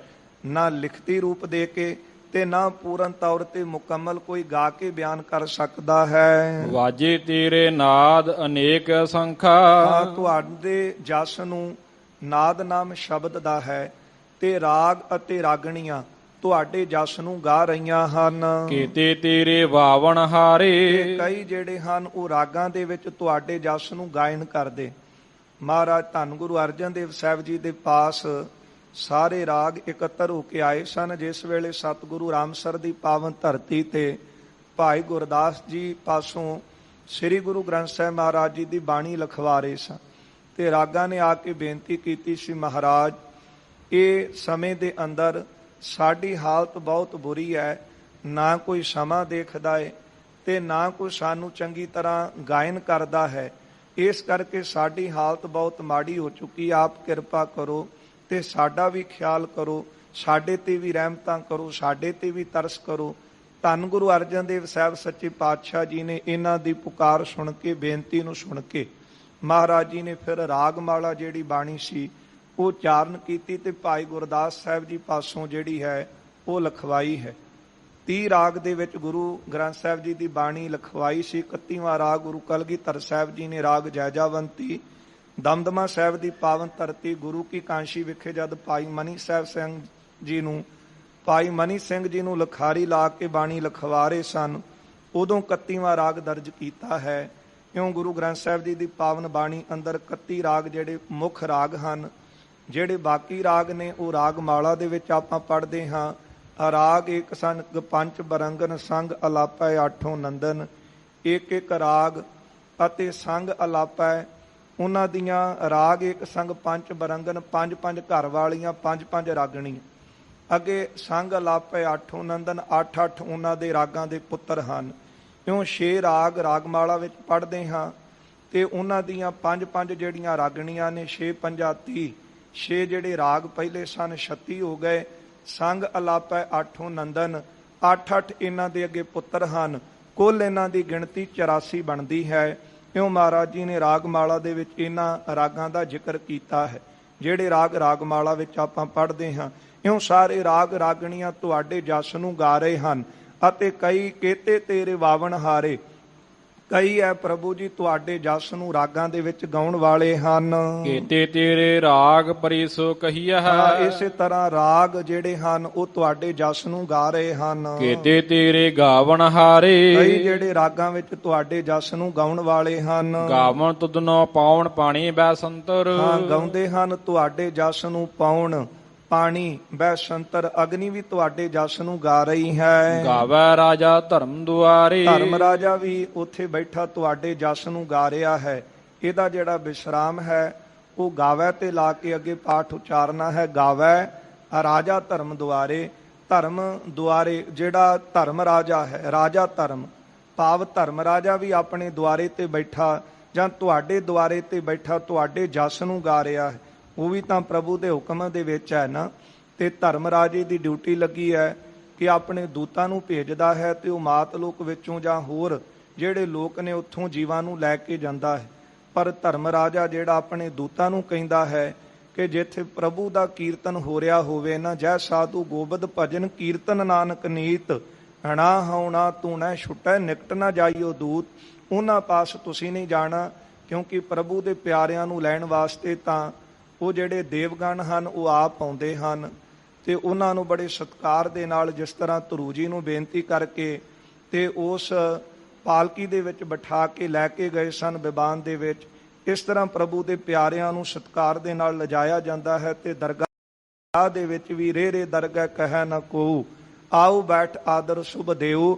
ਇਸ ਕਰਕੇ ਧਰਮ ਰਾਜਾ ਵੀ ਤੁਹਾਡੇ ਜਸ ਨੂੰ ਗਾ ਰਿਹਾ ਹੈ। ਗਾਵਨ ਤੁਧਨੋ ਚਿੱਤ ਗੁਪਤ ਲਿਖ ਜਾਣਨਾ, ਜਿਹੜੇ ਚਿੱਤਰ ਗੁਪਤ ਲੇਖਾ ਲਿਖਣ ਵਾਲੇ ਮੰਨੇ ਹਨ, ਜਿਹੜੇ ਲਿਖ ਕਰਕੇ ਲੇਖਾ ਜੀਵ ਦੇ ਚੰਗੇ ਮੰਦੇ ਕਰਮਾਂ ਦਾ ਤੇ ਉਹ ਲੇਖਾ ਜਿਹੜਾ ਹੈ ਲਿਖਦੇ ਹਨ, ਉਹ ਵੀ ਤੁਹਾਡੇ ਜਸ ਨੂੰ ਗਾ ਰਹੇ ਨੇ। ਲਿਖ ਲਿਖ ਧਰਮ ਵਿਚਾਰੇ, ਜਿਨ੍ਹਾਂ ਦੇ ਲਿਖੇ ਨੂੰ ਲਿਖੇ ਹੋਏ ਨੂੰ ਧਰਮ ਰਾਜਾ ਵਿਚਾਰਦਾ ਹੈ। ਗਾਵਨ ਤੁਧਨੋ ਈਸ਼ਰ ਬ੍ਰਹਮਾ ਦੇਵੀ, ਈਸ਼ਰ ਨਾਮ ਹੈ ਸ਼ਿਵ ਦਾ ਤੇ ਬ੍ਰਹਮਾ ਦੇਵੀਆਂ ਜਿਹੜੀਆਂ 9 ਕਰੋੜ ਜਿਨ੍ਹਾਂ ਦੀ ਗਿਣਤੀ ਮੰਨੀ ਹੈ, ਇਹ ਵੀ ਸਾਰੇ ਤੁਹਾਡੇ ਜਸ ਨੂੰ ਗਾ ਰਹੇ ਨੇ। ਸੋਹਣ ਤੇਰੇ ਸਦਾ ਸਵਾਰੇ, ਇਹ ਤਾਂ ਮਹਾਰਾਜ ਤੁਹਾਡੇ ਸਵਾਰੇ ਹੋਏ ਹੀ ਸ਼ੋਭ ਰਹੇ ਹਨ। ਗਾਵਨ ਤੁਧਨੋ ਇੰਦਰ ਇੰਦਰਾਸਨ ਬੈਠੇ, ਇੰਦਰ ਆਪਣੇ ਆਸਣ ਦੇ ਉੱਤੇ ਬੈਠਾ ਕਿਹਦੇ ਜਸ ਨੂੰ ਗਾ ਰਿਹਾ? ਪ੍ਰਭੂ ਦੇ ਜਸ ਨੂੰ ਗਾ ਰਿਹਾ, ਕਿਉਂਕਿ ਨਾਮ ਜਪ ਕੇ ਤਾਂ ਇਹ ਪਦਵੀ ਮਿਲੀ ਹੈ। ਫਿਰ ਜਿਹੜੀਆਂ ਪੁੰਨੀ ਆਤਮਾਵਾਂ ਤਪੀ ਹੁੰਦੇ ਹਨ, ਜਿਨ੍ਹਾਂ ਨੇ ਇਹ ਤਪ ਦੇ ਸਹਿਤ ਵਾਸ਼ਨਾ ਦੇ ਸਹਿਤ ਤਪ ਕੀਤਾ ਹੁੰਦਾ ਕਿ ਸਾਨੂੰ ਰਾਜ ਭਾਗ ਮਿਲੇ, ਫਿਰ ਜਿਹਦਾ ਬਹੁਤਾ ਤਪ ਹੁੰਦਾ ਹੈ ਉਹਨੂੰ ਉਹਦੇ ਪੁੰਨਾਂ ਦੇ ਸਦਕਾ ਇੰਦਰ ਦੀ ਪਦਵੀ ਪ੍ਰਾਪਤ ਹੁੰਦੀ ਹੈ। ਭਾਈ ਗੁਰਦਾਸ ਜੀ ਲਿਖਦੇ ਨੇ, ਵੱਡੀ ਆਰਜਾ ਇੰਦਰ ਦੀ, ਇੰਦਰਪੁਰੀ ਵਿੱਚ ਰਾਜ ਕਮਾਵੈ, 14 ਇੰਦਰ ਵਿਨਾਸ਼ ਕਾਲ, ਬ੍ਰਹਮਾ ਦਾ ਇੱਕ ਦਿਵਸ ਵਿਆਵੈ। ਇਸ ਕਰਕੇ ਜਿਹੜੀ ਇੰਦਰ ਦੀ ਹੈ ਉਹ ਵੀ ਇੱਕ ਪਦਵੀ ਹੈ। ਕਹਿੰਦੇ ਹਨ ਉਸ ਪਦਵੀ ਤੇ ਬੈਠਾ, ਸਿੰਘਾਸਨ ਤੇ ਬੈਠਾ, ਉਹ ਵੀ ਤੁਹਾਡੇ ਜਸ ਨੂੰ ਗਾ ਰਿਹਾ। ਮਨ ਵਿੱਚ ਡਰ ਰਹਿੰਦਾ ਹੈ ਕਿ ਮੇਰੇ ਤੋਂ ਕੋਈ ਮਾੜਾ ਕਰਮ ਨਾ ਹੋਵੇ ਜਿਹਦੇ ਕਰਕੇ ਮੇਰੇ ਤੋਂ ਇਹ ਪਦਵੀ ਚਲੀ ਜਾਵੇ। ਤੇ ਕਈ ਵਾਰੀ ਗਈ ਵੀ ਹੈ, ਬਾਣੀ ਅੰਦਰ ਆਪਾਂ ਪੜ੍ਹਦੇ ਹਾਂ, ਗੌਤਮ ਤਪਾ ਹਿਲਿਆ ਇਸਤਰੀ ਤਿਸ ਦੇਖ ਇੰਦਰ ਲੁਭਾਇਆ, ਸਹਿਸ ਸਰੀਰ ਚਿਹਨ ਪਗ ਹੋਏ ਤਾਂ ਮਨ ਪਛੋਤਾਇਆ। ਜਦੋਂ ਗੌਤਮ ਦੀ ਇਸਤਰੀ ਅਹਿਲਿਆ ਦਾ ਸਤ ਭੰਗ ਕੀਤਾ, ਉਸ ਵੇਲੇ ਸਰੀਰ ਦੇ ਉੱਤੇ ਭਗਾਂ ਹੋਈਆਂ, ਕੋੜ ਦਾ ਰੋਗ ਹੋਣ ਕਰਕੇ ਤੇ ਜਿਹੜੀ ਇਹਨਾਂ ਦੀ ਪਦਵੀ ਸੀ ਉਹ ਖੁੱਸ ਗਈ ਸੀ ਤੇ ਕਸ਼ਮੀਰ ਦੀਆਂ ਬਾਦੀਆਂ ਵਿੱਚ ਰਹਿ ਕੇ ਇਹਨਾਂ ਨੇ ਆਪਣਾ ਸਮਾਂ ਬਤੀਤ ਕੀਤਾ ਸੀ। ਬਾਅਦ ਵਿੱਚ ਜਿਹੜੇ ਦੇਵਤਿਆਂ ਦੇ ਗੁਰੂ ਬ੍ਰਹਸਪਤ ਸਨ, ਉਹਨਾਂ ਕੋਲੋਂ ਫਿਰ ਆਪਣਾ ਜਿਹੜਾ ਔਗਣ ਬਖਸ਼ਾਇਆ ਸੀ। ਇਉਂ ਜਦ ਭੁੱਲਾਂ ਹੋ ਜਾਂਦੀਆਂ ਨੇ ਤੇ ਇਸ ਗੱਲ ਤੋਂ ਮਨ ਵਿੱਚ ਜਿਹੜਾ ਹੈ ਉਹ ਡਰ ਰੱਖ ਕੇ ਆਪਣੇ ਸਿੰਘਾਸਨ ਤੇ ਬੈਠਾ ਹੋਇਆ ਉਹ ਵੀ ਤੁਹਾਡੇ ਜਸ ਨੂੰ ਗਾ ਰਿਹਾ ਹੈ। ਦੇਵਤਿਆ ਦਰ ਨਾਲੇ, ਹਾਂ, ਦੇਵਤਿਆਂ ਦੇ ਸਮੇਤ ਤੁਹਾਡੇ ਜਸ ਨੂੰ ਗਾਉਂਦਾ ਹੈ ਇੰਦਰ ਵੀ। ਗਾਵਨ ਤੁਧਨੋ ਸਿੱਧ ਸਮਾਧੀ ਅੰਦਰ, ਜਿਹੜੇ ਸਿੱਧ ਲੋਕ ਹਨ ਸਮਾਧੀ ਵਿੱਚ ਕਿਹਨੂੰ ਗਾ ਰਹੇ ਨੇ? ਉਹ ਤੁਹਾਡੇ ਜਸ ਨੂੰ ਤਾਂ ਗਾ ਰਹੇ ਹਨ। ਗਾਵਨ ਤੁਧਨੋ ਸਾਧ ਵਿਚਾਰੇ, ਜਿਹੜੇ ਸਾਧ ਜਨ ਹਨ ਉਹ ਪ੍ਰਭੂ ਦੇ ਗੁਣਾਂ ਨੂੰ ਵਿਚਾਰ ਵਿਚਾਰ ਕੇ ਜਸ ਨੂੰ ਗਾਉਂਦੇ ਹਨ। ਗਾਵਨ ਤੁਧਨੋ ਜਤੀ ਸਤੀ ਸੰਤੋਖੀ, ਜਿਹੜੇ ਜਤੀ ਹਨ, ਇਸੇ ਤਰ੍ਹਾਂ 6 ਜਤੀ ਜਿਹੜੇ ਪ੍ਰਮੁੱਖ ਮੰਨੇ ਹਨ ਤੇ ਗੁਰਸਿੱਖ ਤਾਂ ਗ੍ਰਸਤੀ ਹੋ ਕੇ ਵੀ ਜਤੀ ਹਨ। ਏਕਾ ਨਾਰੀ ਜਤੀ ਹੋਏ ਪਰ ਨਾਰੀ ਤੀ ਭੈਣ ਵਖਾਣੈ।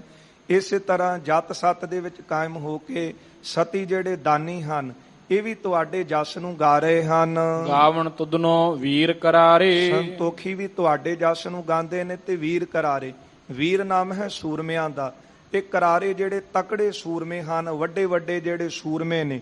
ਜਦੋਂ ਪਹਿਲਵਾਨ ਵੀ ਜੰਗ ਦੇ ਕੁਸ਼ਤੀ ਤੇ ਮੈਦਾਨ ਵਿੱਚ ਉਤਰਦੇ ਨਾ ਤੇ ਸਭ ਤੋਂ ਪਹਿਲਾਂ ਉਹ ਅਰਦਾਸ ਕਰਕੇ ਉਤਰਦੇ ਹਨ ਕਿ ਐ ਪ੍ਰਭੂ ਸਾਡੀ ਤੁਸੀਂ ਲਾਜ ਰੱਖਿਓ। ਇਸ ਤਰ੍ਹਾਂ ਵੱਡੇ ਵੱਡੇ ਜਿਹੜੇ ਪਹਿਲਵਾਨ ਹਨ, ਸੂਰਮੇ ਨੇ, ਵੱਡੇ ਵੱਡੇ ਤਕੜੇ ਸੂਰਮੇ ਤੁਹਾਡੇ ਜਸ ਨੂੰ ਹੀ ਤਾਂ ਗਾ ਰਹੇ ਹਨ। ਗਾਵਨ ਤੁਧਨੋ ਪੰਡਿਤ ਪੜੇ ਰਖੀਸੁਰ, ਭਾਵੇਂ ਪ੍ਰਹਿਲਾਦ ਦਾ ਪਿਤਾ ਹਰਨਾਕਸ਼ ਇਹਨੇ ਵਰ ਪ੍ਰਾਪਤ ਕੀਤੇ ਸਨ, ਪਰ ਵਰ ਤਾਂ ਮਿਲੇ ਭਗਤੀ ਕਰਕੇ, ਤਪ ਕਰਕੇ ਮਿਲੇ ਨੇ। ਰਾਵਣ ਨੂੰ ਜੇ ਵਰ ਮਿਲੇ ਉਹ ਵੀ ਤਪ ਕਰਕੇ ਮਿਲੇ ਨੇ।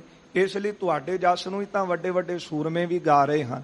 ਗਾਵਨ ਤੁਧਨੋ ਪੰਡਿਤ ਪੜੇ ਰਖੀਸਰ, ਇੱਥੇ ਪੜੇ ਪਾਠ ਹੈ, ਸੋਦਰ ਵਿੱਚ ਪੜਨ ਆਪਾਂ ਪੜ੍ਹਦੇ ਹਾਂ, ਇੱਥੇ ੜਾੜੇ ਨੂੰ ਲਾ ਹੈ। ਪੜੇ ਰਖੀਸਰ, ਵੱਡੇ ਵੱਡੇ ਪੰਡਤ ਅਤੇ ਰਿਖੀਆਂ ਦੇ ਈਸ਼ਰ ਜਿਹੜੇ ਵੱਡੇ ਰਿਖੀ ਹਨ, ਵੇਦਾਂ ਨੂੰ ਲਿਖਣ ਵਾਲੇ ਵਿਆਸ ਇਤਿਆਦਿਕ ਜਿਹੜੇ ਰਿਖੀ ਨੇ ਉਹ ਵੀ ਤੁਹਾਡੇ ਜਸ ਨੂੰ ਗਾ ਰਹੇ ਨੇ। ਜੁਗ ਜੁਗ ਬੇਦਾਂ ਨਾਲੇ ਜੁਗਾਂ ਜੁਗਾਂ ਦੇ ਵਿੱਚ ਜਾਂ ਚਾਰੇ ਵੇਦਾਂ ਦੁਆਰਾ ਤੁਹਾਡੇ ਹੀ ਜਸ ਨੂੰ ਗਾ ਰਹੇ ਹਨ। ਗਾਵਣ ਤੁਧਨੋ ਮੋਹਣੀਆਂ ਮਨ ਮੋਹਣ, ਜਿਹੜੀਆਂ ਮੋਹਣੀਆਂ ਸੁੰਦਰ ਸਰੂਪ ਵਾਲੀਆਂ ਹਨ ਤੇ ਜਿਨ੍ਹਾਂ ਦੇ ਸਰੂਪ ਨੂੰ ਦੇਖ ਕੇ ਮਨ ਮੋਹੇ ਜਾਂਦੇ ਨੇ, ਇਹਨਾਂ ਦੇ ਜਿਹੜਾ ਸੁੰਦਰ ਸਰੂਪ ਹੈ ਉਹ ਵੀ ਤਾਂ ਤੁਹਾਡੇ ਜਸ ਨੂੰ ਹੀ ਗਾ ਰਿਹਾ ਹੈ ਨਾ, ਕਿਉਂਕਿ ਤੁਹਾਡੀ ਕਿਰਪਾ ਦੇ ਨਾਲ ਹੀ ਤਾਂ ਸੁੰਦਰ ਸਰੂਪ ਪ੍ਰਾਪਤ ਹੋਏ ਨੇ। ਤੇ ਜਿਨ੍ਹਾਂ ਨੂੰ ਕੇਵਲ ਇਸੇ ਗੱਲ ਦਾ ਮਾਣ ਹੈ ਤੇ ਫਿਰ ਜਦ ਕਰੂਪ ਹੋ ਜਾਂਦਾ ਹੈ ਤੇ ਬੰਦੇ ਦੇ ਵੱਸ ਦੀ ਕਿਹੜੀ ਕੋਈ ਗੱਲ ਹੈ। ਇਸ ਕਰਕੇ ਜੇ ਸੁੰਦਰ ਸਰੂਪ ਮਿਲਿਆ ਹੈ, ਜੇ ਪ੍ਰਸਾਦ ਤੇਰਾ ਸੁੰਦਰ ਰੂਪ, ਸੋ ਪ੍ਰਭ ਸਿਮਰੋ ਸਦਾ ਅਨੂਪ। ਉਹਦੀ ਭਗਤੀ ਕਰਕੇ ਜਸ ਨੂੰ ਗਾ ਕਰਕੇ ਹੀ ਮੋਹਣੀਆਂ ਨੂੰ ਸੁੰਦਰ ਸਰੂਪ ਪ੍ਰਾਪਤ ਹੋਏ ਹਨ। ਸੁਰਗ ਮੱਛ ਪਿਆਲੇ, ਤੇ ਸੁਰਗ ਲੋਕ ਵਿੱਚ, ਮੱਛ ਮਾਤ ਲੋਕ ਵਿੱਚ, ਪਿਆਲ ਪਤਾਲ ਲੋਕ ਵਿੱਚ, ਤਿੰਨਾਂ ਲੋਕਾਂ ਦੇ ਵਿੱਚ ਤੁਹਾਡੇ ਜਸ ਨੂੰ ਗਾਇਆ ਜਾ ਰਿਹਾ ਹੈ।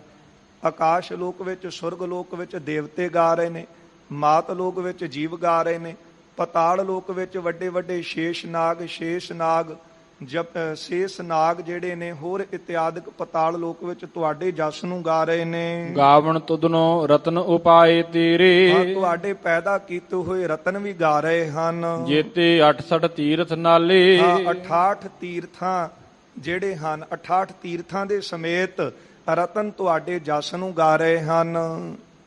ਗਾਵਣ ਤੁਧਨੋ ਜੋਧ ਮਹਾਬਲ ਸੂਰਾ, ਜੋਧੇ ਮਹਾਬਲੀ ਤੇ ਸੂਰਮੇ ਇਹ ਵੀ ਜਸ ਨੂੰ ਗਾ ਰਹੇ ਹਨ। ਗਾਵਣ ਤੁਧਨੋ ਖਾਣੀ ਚਾਰੇ, ਚਾਰੇ ਖਾਣੀਆਂ, ਅੰਡਜ, ਜੇਰਜ, ਸੇਤਜ, ਉਤਪਜ, ਇਹ ਸਾਰੇ ਖਾਣੀਆਂ ਦੇ ਜੀਵ ਤੁਹਾਡੇ ਜਸ ਨੂੰ ਗਾ ਰਹੇ ਹਨ। ਗਾਵਣ ਤੁਧਨੋ ਖੰਡ ਮੰਡਲ ਬ੍ਰਹਮੰਡਾ, ਇਹ ਸਮੂਹ ਜਿਹੜਾ ਸੰਸਾਰ ਦੇ ਵਿੱਚ ਜਿੰਨੇ ਵੀ ਖੰਡ ਮੰਡਲ ਹਨ, ਬ੍ਰਹਮੰਡ ਦੇ ਵਿੱਚ ਸਾਰੇ ਗਾ ਰਹੇ ਹਨ। ਕਰ ਕਰ ਰੱਖੇ ਤੇਰੇ ਧਾਰੇ, ਐ ਪ੍ਰਭੂ ਤੁਹਾਡੇ ਹੀ ਤਾਂ ਪੈਦਾ ਕੀਤੇ ਹੋਏ ਇਹ ਰੱਖੇ ਹਨ, ਜਾਂ ਤੁਹਾਡੇ ਧਾਰੇ ਆਸਰੇ ਹਨ ਸਾਰੇ ਹੀ। ਸੇ ਤੁਧਨੋ ਗਾਵਨ ਜੋ ਤੁਧ ਭਾਵਨ, ਮਹਾਰਾਜ ਬਖਸ਼ਿਸ਼ ਕਰਦੇ ਨੇ, ਐ ਪ੍ਰਭੂ ਉਹੀ ਤੁਹਾਡੇ ਜਸ ਨੂੰ ਗਾਉਂਦੇ ਨੇ, ਜਾਂ ਜਿਹੜੇ ਤੁਹਾਡੇ ਜਸ ਨੂੰ ਗਾਉਂਦੇ ਨੇ ਉਹ ਤੁਹਾਨੂੰ ਭਾ ਜਾਂਦੇ ਹਨ। ਰਤੇ ਤੇਰੇ ਭਗਤ ਰਸਾਲੇ, ਜਿਹੜੇ ਰਸ ਲੈ ਰਹੇ ਨੇ, ਭਗਤ ਭਗਤੀ ਕਰਕੇ ਪ੍ਰੇਮ ਰਸ ਵਿੱਚ ਭਿੱਜੇ ਹੋਏ ਨੇ, ਉਹ ਤੁਹਾਨੂੰ ਭਾ ਜਾਂਦੇ ਨੇ। ਇੱਕ ਤਾਂ ਸੁੱਤੇ ਸਿੱਧੀ ਗਾ ਰਹੇ ਨੇ, ਜੋ ਦਿਸਤ ਹੈ ਮ੍ਰਿਗ ਮੀਨ ਪੰਖੇਰੂ, ਸੋਬਨ ਹਰ ਜਾਪਤ ਹੈ ਨਹੀਂ ਹੋਰ। ਪਾਤਾਲ ਆਕਾਸ਼, ਤਰਤ ਪਤਾਲ ਆਕਾਸ਼, ਇਹ ਸਾਰੇ ਹੀ ਤੁਹਾਡੇ ਜਸ ਨੂੰ ਗਾ ਰਹੇ। ਜਾਂ ਜਿਹੜੇ ਤੁਹਾਡੇ ਭਗਤ ਪ੍ਰੇਮ ਦੇ ਨਾਲ ਭਗਤੀ ਕਰਦੇ ਨੇ, ਉਹ ਭਗਤੀ ਵਿੱਚੋਂ ਰਸ ਲੈਂਦੇ ਨੇ ਤੇ ਉਹ ਤੁਹਾਨੂੰ ਭਾਉਂਦੇ ਹਨ। ਹੋਰ ਕੀਤੇ ਤੁਧਨੋ ਗਾਵਨ, ਸੇ ਮੈਂ ਚਿਤ ਨਾ ਆਵਣ। ਹੋਰ ਜਿਹੜੇ ਤੁਹਾਡੇ ਜਸ ਨੂੰ ਗਾ ਰਹੇ ਨੇ ਨਾ, ਸਤਿਗੁਰੂ ਜੀ ਕਹਿੰਦੇ ਉਹ ਹੁਣ ਧਿਆਨ ਵਿੱਚ ਨਹੀਂ ਨੇ, ਕਿਉਂਕਿ ਬਹੁਤ ਗਾ ਰਹੇ ਨੇ। ਇੱਥੇ ਮਹਾਰਾਜ ਜਿਸ ਤਰ੍ਹਾਂ ਕਵੀ ਜੀ ਸਭ ਕੁਝ ਲਿਖ ਕੇ ਕਹਿ ਦਿੰਦੇ ਨੇ ਕਿ ਮੈਂ ਅਲਪੱਗ ਹਾਂ, ਮੇਰੇ ਧਿਆਨ ਵਿੱਚ ਨਹੀਂ, ਇੱਥੇ ਸਤਿਗੁਰੂ ਜੀ ਨੇ ਇਹ ਨਿਮਰਤਾ ਦੀ ਦਾਤ ਸਾਨੂੰ ਦਿੱਤੀ ਹੈ ਨਾ। ਮਹਾਰਾਜ ਕਹਿੰਦੇ ਪ੍ਰਭੂ ਦੇ ਅੱਗੇ ਖਲੋ ਕੇ ਬੇਨਤੀਆਂ ਵੀ ਕਰ ਰਹੇ ਨੇ, ਇੱਥੇ ਗਣਾਏ ਵੀ ਹਨ ਕਿ ਸਾਰੇ ਤੁਹਾਡੇ ਜਸ ਨੂੰ, ਨਾਮ ਨੂੰ ਗਾ ਰਹੇ ਨੇ। ਅੱਗੇ ਕਹਿੰਦੇ ਨੇ ਹੋਰ ਕੀਤੇ ਤੁਧ ਨੂੰ ਗਾਵਨ, ਸੇ ਮੈਂ ਚਿਤ ਨਾਵ, ਉਹ ਮੇਰੇ ਚਿੱਤ ਵਿੱਚ ਨਹੀਂ, ਧਿਆਨ ਵਿੱਚ ਨਹੀਂ ਹਨ। ਨਾਨਕ ਕਿਆ ਵਿਚਾਰੇ, ਤੇ ਮੈਂ ਕਿਸ ਤਰ੍ਹਾਂ ਉਹਨਾਂ ਦੀ ਵਿਚਾਰ ਇੱਥੇ ਸੁਣਾ ਸਕਦਾ, ਦੱਸ ਸਕਦਾ। ਭਾਵ ਕਿ ਤੁਹਾਡਾ ਸਰੂਪ ਬੇਅੰਤ ਹੈ, ਤੁਹਾਡੀ ਸਾਜੀ ਸ੍ਰਿਸ਼ਟੀ ਬੇਅੰਤ ਹੈ, ਹੋਰ ਸ੍ਰਿਸ਼ਟੀ ਵਿੱਚ ਕੀ ਕੁਝ ਹੈ ਉਹ ਮੇਰੇ ਧਿਆਨ ਵਿੱਚ ਨਹੀਂ, ਉਹ ਵੀ ਤੁਹਾਡੇ ਹੀ ਜਸ ਨੂੰ ਗਾ ਰਹੇ ਹਨ। ਸੋਈ ਸੋਈ ਸਦਾ ਸੱਚ ਸਾਹਿਬ, ਸਾਚਾ ਸਾਚੀ ਨਾਏ। ਸੋਈ ਸੋਈ ਸਦਾ ਸੱਚ ਸਾਹਿਬ, ਉਹ ਪ੍ਰਭੂ ਜੋ ਸਦਾ ਥਿਰ ਹੈ, ਸੱਚਾ ਹੈ, ਅਤੇ ਉਹਦੀ ਵਡਿਆਈ ਵੀ ਸੱਚੀ ਹੈ। ਹੈ ਪੀ ਹੋਸੀ ਜਾਏ ਨਾ ਜਾਸੀ, ਉਹ ਪ੍ਰਭੂ ਜਿਸ ਨੇ ਰਚਨਾ ਜਿਨ ਰਚਾਈ, ਇਹ ਰਚਨਾ ਰਚੀ ਹੈ ਸੰਸਾਰ ਦੀ, ਉਹ ਪ੍ਰਭੂ ਹੈ, ਹੁਣ ਵੀ ਹੈ, ਵੀ ਪਹਿਲਾਂ ਵੀ ਸੀ, ਹੋਸੀ ਆਉਣ ਵਾਲੇ ਸਮੇਂ ਵਿੱਚ ਵੀ ਹੋਵੇਗਾ। ਜਾਏ ਨਾ ਜਾਸੀ, ਉਹ ਕਿਸੇ ਦਾ ਜਾਏ ਦਾ ਅਰਥ ਹੈ ਜਨਮਿਆ। ਕਹਿ ਦਿੰਦੇ ਆ ਕਿ ਤੂੰ ਕਿਹਦਾ ਜਾਇਆ, ਮਾਂ ਦਾ ਜਾਇਆ। ਸੋ ਇਸੇ ਤਰ੍ਹਾਂ ਜਾਏ ਦਾ ਅਰਥ ਹੁੰਦਾ ਜਨਮਿਆ। ਉਹ ਪਰਮਾਤਮਾ ਕਿਸੇ ਦਾ ਜਨਮਿਆ ਨਹੀਂ, ਤੇ ਨਾ ਜਾਸੀ, ਨਾ ਹੀ ਉਹ ਕਿਤੇ ਮਰ ਕੇ ਜਾਵੇਗਾ। ਉਹ ਪਰਮਾਤਮਾ ਤਾਂ ਸਦਾ ਸਦਾ ਵਾਸਤੇ ਅਟਲ ਹੈ। ਇੱਥੇ ਗੁਰੂ ਜੀ ਬਖਸ਼ਿਸ਼ ਕਰਦੇ ਨੇ, ਹੈ ਪੀ ਹੋਸੀ ਜਾਏ ਨਾ ਜਾਸੀ, ਰਚਨਾ ਜਿਨ ਰਚਾਈ। ਹੈ ਪ੍ਰਭੂ ਤੁਸੀਂ ਸ੍ਰਿਸ਼ਟੀ ਦੀ ਰਚਨਾ ਰਚੀ ਹੈ, ਪਹਿਲਾਂ ਵੀ ਤੁਹਾਡਾ ਸਰੂਪ ਸਤ ਸੀ, ਹੁਣ ਵੀ ਸਤ ਹੈ, ਆਉਣ ਵਾਲੇ ਸਮੇਂ ਵਿੱਚ ਵੀ ਤੁਹਾਡਾ ਸਰੂਪ ਇਸੇ ਤਰ੍ਹਾਂ ਕਾਇਮ ਰਹੇਗਾ। ਰੰਗੀ ਰੰਗੀ ਭਾਤੀ ਜਿਨਸੀ, ਮਾਇਆ ਜਿਨ ਉਪਾਈ। ਰੰਗੀ ਰੰਗੀ ਭਾਤੀ ਜਿਨਸੀ, ਇੱਥੇ ਪਾਠ ਸੋਦਰ ਵਿੱਚ ਆਪਾਂ ਪੜ੍ਹਦੇ ਹਾਂ ਰੰਗੀ ਰੰਗੀ ਭਾਤੀ ਕਰ ਕਰ ਜਿਨਸੀ, ਪਰ ਜਿਹੜਾ ਆਸਾ ਰਾਗ ਚ ਪਾਠ ਆਵੇਗਾ ਉਹ ਇੱਥੇ ਹੈ ਰੰਗੀ ਰੰਗੀ ਭਾਤੀ ਜਿਨਸੀ ਮਾਇਆ ਜਿਹਨੂੰ ਪਾਈ। ਰੰਗਾਂ ਰੰਗਾਂ ਦੀ ਕਈ ਤਰ੍ਹਾਂ ਦੀਆਂ ਜਿਨਸਾਂ ਪ੍ਰਭੂ ਨੇ ਪੈਦਾ ਕੀਤੀਆਂ ਨੇ। ਮਾਇਆ ਜਿਨ ਉਪਾਈ, ਇਹ ਮਾਇਆ ਵੀ ਜਿਹੜੀ ਹੈ ਉਹ ਪ੍ਰਭੂ ਦੀ ਹੀ ਉਪਾਈ ਪੈਦਾ ਕੀਤੀ ਹੈ। ਕਰ ਕਰ ਦੇਖਾ ਕੀਤਾ ਆਪਣਾ, ਉਹ ਪ੍ਰਭੂ ਜੀ ਆਪ ਹੀ ਤੁਸੀਂ ਪੈਦਾ ਕਰਕੇ ਤੇ ਫਿਰ ਇਹਨਾਂ ਸਾਰਿਆਂ ਨੂੰ ਦੇਖਿਆ ਦਾ ਅਰਥ ਹੁੰਦਾ ਸੰਭਾਲ ਕਰਦੇ ਹੋ। ਭਾਵ ਕਿ ਆਪਾਂ ਕਹਿੰਦੇ ਆ ਕਿ ਮੇਰਾ ਧਿਆਨ ਹੈ ਕਿ ਨਹੀਂ, ਭਾਵ ਕਿ ਤੁਸੀਂ ਮੇਰਾ ਧਿਆਨ ਨਹੀਂ ਰੱਖਦੇ ਜਾਂ ਮੇਰੇ ਵੱਲ ਦੇਖਦੇ ਨੇ, ਮੇਰੀ ਸੰਭਾਲ ਨਹੀਂ ਕਰਦੇ। ਇਸ ਤਰ੍ਹਾਂ ਉਹ ਪ੍ਰਭੂ ਨੇ ਜੇ ਪੈਦਾ ਕੀਤਾ ਹੈ ਨਾ ਸਾਰਿਆਂ ਨੂੰ, ਤੇ ਫਿਰ ਦੇਖ ਵੀ ਰਿਹਾ ਹੈ। ਸਾਰੇ ਜਿਹੜੇ ਨੇ ਉਹ ਪ੍ਰਭੂ ਦੇ ਧਿਆਨ ਵਿੱਚ ਨੇ। ਦੀਨਨ ਕੀ ਪ੍ਰਤਪਾਲ ਕਰੈ ਨਿਤ ਸੰਤੋ ਬਾਰ ਗਨੀ ਮਨ ਗਾਰੈ, ਪਛ ਪਸ਼ੂ ਨਗ ਨਾਗ ਨਰਾਦਪ ਸਰਬ ਸਮੈ ਸਭ ਕੋ ਪ੍ਰਤਪਾਰੈ। पोखत है जल में थल में पल में कल के नहीं कर्म विचारै, दीन दयाल दया निध दोखन देखत है पर देत ना हार। जे उन्हें पैदा किया है ना तो फिर साडे औगण भी वो प्रभु देखता है, पर फिर भी सानू रोज रिजक देंदा है, क्योंकि पैदा तो उहदे कीते हाँ ना। इस करके कर कर देखै कीता अपना, सारी सृष्टि नू पैदा करके आप ही उन्हां दी संभाल कर रहे हो। जो तिस दी वडियाई, जो तिस दी वडियाई, ये तुहाडी वडियाई है। नहीं तो बंदा जे किते कोई किसी दा ध्यान ना रखे जां साडे वल कोई देखे ना, ते आपां कह दिंदे आ कि आपां इहदी क्यों संभाल करिए। पर इत्थे संसार दे विच भावें कोई दा नाम जपदा है ते भावें कोई नहीं जपदा, जान को देत अजान को देत। जिहड़ा तुहाडे नाम नूं जपदा उहनूं तां देने ही हो, जिहड़ा अणजाण है जिहनूं इह भी नहीं पता वो सुन के कहेगा कि है रब भी कोई है, ਉਹਨੂੰ ਵੀ ਤੁਸੀਂ ਦੇने हो। जान को देत जान को देत जमीन को देत जमा को दा है, काहे को डोलत है तुमरी सुध सुंदर श्री पदमापत लह। ਇਹ ਮਹਾਰਾਜ ਤੁਹਾਡੀ ਹੀ ਵਡਿਆਈ ਹੈ। ਜੋ ਤਿਸ ਭਾਵੈ ਸੋਈ ਕਰਸੀ, ਜੋ ਤੁਹਾਨੂੰ ਭਾਉਂਦਾ ਹੈ ਤੁਸੀਂ ਉਹ ਕਰਦੇ ਹੋ। ਫਿਰ ਹੁਕਮ ਨਾ ਕਰਨਾ ਜਾਈ, ਫਿਰ ਹੁਕਮ ਨਾ ਕਰਨਾ ਜਾਈ। ਕਿਸੇ ਦਾ ਹੁਕਮ ਤੁਹਾਡੇ ਤੇ ਨਹੀਂ ਚੱਲ ਸਕਦਾ। ਬੰਦਾ ਕਹਿੰਦਾ ਹੈ ਨਾ ਕਿ ਮੇਰੀ ਇੰਨੀ ਚੱਲਦੀ ਹੈ ਤੇ ਮੈਂ ਜਾ ਕੇ ਉਹਨੂੰ ਇਹ ਹੁਕਮ ਦਵਾਂਗਾ ਤੇ ਉਹ ਮੇਰਾ ਹੁਕਮ ਨਹੀਂ ਮੋੜੇਗਾ। ਇੱਥੇ ਹੁਕਮ ਨਹੀਂ ਚੱਲਦਾ, ਇੱਥੇ ਬੇਨਤੀ ਚੱਲਦੀ ਹੈ। ਇੱਥੇ ਤਾਂ ਕੋਈ ਪਿਆਰ ਦੇ ਵਿੱਚ ਭਿੱਜਾ ਹੋਇਆ ਜਦੋਂ ਆ ਕੇ ਹੱਥ ਜੋੜ ਕੇ ਤਰਲਾ ਲੈਂਦਾ ਹੈ, ਬੇਨਤੀ ਕਰਦਾ, ਉਹਦੀ ਪੁਕਾਰ ਸੁਣੀ ਜਾਂਦੀ ਹੈ। ਪਰ ਗੁਰੂ ਜੀ ਕਹਿੰਦੇ ਨੇ ਪ੍ਰਭੂ ਜੀ ਜੋ ਤੁਹਾਨੂੰ ਭਾਉਂਦਾ ਹੈ ਤੁਸੀਂ ਆਪਣੇ ਹੁਕਮ ਦੇ ਵਿੱਚ ਕਰਦੇ ਹੋ, ਫਿਰ ਹੁਕਮ ਨਾ ਕਰਨਾ ਜਾਈ। ਤੁਹਾਡੇ ਉੱਤੇ ਕਿਸੇ ਦਾ ਹੁਕਮ ਨਹੀਂ ਚੱਲਦਾ। ਸੋ ਪਾਤ ਸਾਹੁ ਸਾਹਾ ਪਤ ਸਾਹਿਬ, ਇੱਥੇ ਪਤ ਸਾਹਿਬ ਪਾਠ ਹੈ ਤੇ ਜਪਜੀ ਸਾਹਿਬ ਅੰਦਰ ਪਾਤ ਸਾਹਿਬ ਪਾਠ ਹੈ, ਧਿਆਨ ਚ ਰੱਖਣਾ। ਕੰਨਾ ਰਹਿਤ ਪਾਠ ਹੈ ਸੋ ਪਾਤ ਸਾਹੁ ਸਾਹਾ ਪਤ ਸਾਹਿਬ, ਤੇ ਜਪਜੀ ਸਾਹਿਬ ਦੇ ਵਿੱਚ ਦੋਵੇਂ ਕੰਨੇ ਲੱਗੇ ਨੇ, ਪਾਤ ਸਾਹੋ ਪਾਤ ਸਾਹਿਬ। ਇੱਥੇ ਮਹਾਰਾਜ ਬਖਸ਼ਿਸ਼ ਕਰਦੇ ਨੇ ਤੁਸੀਂ ਪਾਤਸ਼ਾਹਾਂ ਦੇ ਵੀ ਪਾਤਸ਼ਾਹ ਹੋ। ਨਾਨਕ ਰਹਿਣ ਰਜਾਈ, ਤੇ ਮੈਂ ਵੀ ਤੁਹਾਡੀ ਰਜਾ ਦੇ ਵਿੱਚ ਹੀ ਆ। ਜੇ ਸਤਿਗੁਰੂ ਕਹਿ ਰਹੇ ਨੇ ਨਾ ਕਿ ਮੈਂ ਮਾਲਕ ਜੀ ਤੁਹਾਡੀ ਰਜਾ ਵਿੱਚ ਆ, ਤੇ ਫਿਰ ਰਜਾ ਵਿੱਚ ਹੀ ਆ ਜਾਣ ਦੇ ਵਿੱਚ ਸਾਰੀਆਂ ਖੁਸ਼ੀਆਂ ਨੇ। ਭਾਣੇ ਵਿੱਚ ਆ ਕੇ ਸਾਰੀਆਂ ਖੁਸ਼ੀਆਂ ਮਿਲਦੀਆਂ ਨੇ। ਨਾ ਕਿ ਇੱਥੇ ਕੋਈ ਗਿਲਾ ਸ਼ਿਕਵਾ ਲੈ ਕੇ ਆਈਏ ਜਾਂ ਕਹੀਏ ਕਿ ਅਸੀਂ ਨਹੀਂ ਮੰਨਦੇ, ਮਨਾ ਤੇ ਉਹਨੇ ਫਿਰ ਵੀ ਲੈਣਾ ਹੈ।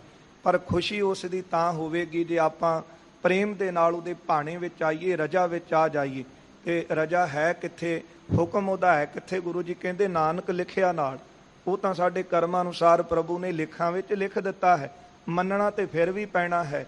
ਹਾਂ, ਫਰਕ ਸਿਰਫ ਇੰਨਾ ਹੈ ਕਿ ਸੰਗਤ ਕਰਨ ਵਾਲੇ, ਨਾਮ ਜਪਣ ਵਾਲੇ, ਬੰਦਗੀ ਕਰਨ ਵਾਲੇ ਉਹ ਖੁਸ਼ੀ ਖੁਸ਼ੀ ਮੰਨ ਲੈਂਦੇ ਨੇ, ਤੇ ਜਿਹੜੇ ਸੰਗਤ ਨਹੀਂ ਕਰਦੇ, ਜਿਹੜੇ ਨਾਮ ਨਹੀਂ ਜਪਦੇ, ਜਿਹੜੇ ਆਪਣੀ ਮਤ ਨੂੰ ਹੀ ਪ੍ਰਧਾਨ ਦੱਸਦੇ ਨੇ, ਉਹ ਕਹਿੰਦੇ ਅਸੀਂ ਨਹੀਂ ਭਾਣਾ ਮੰਨਦੇ, ਮਨਾਓ ਫਿਰ ਵੀ ਲੈਂਦਾ, ਕਿਉਂਕਿ ਹੁਕਮ ਤਾਂ ਨਾਲ ਹੀ ਲਿਖਿਆ ਹੈ ਨਾ।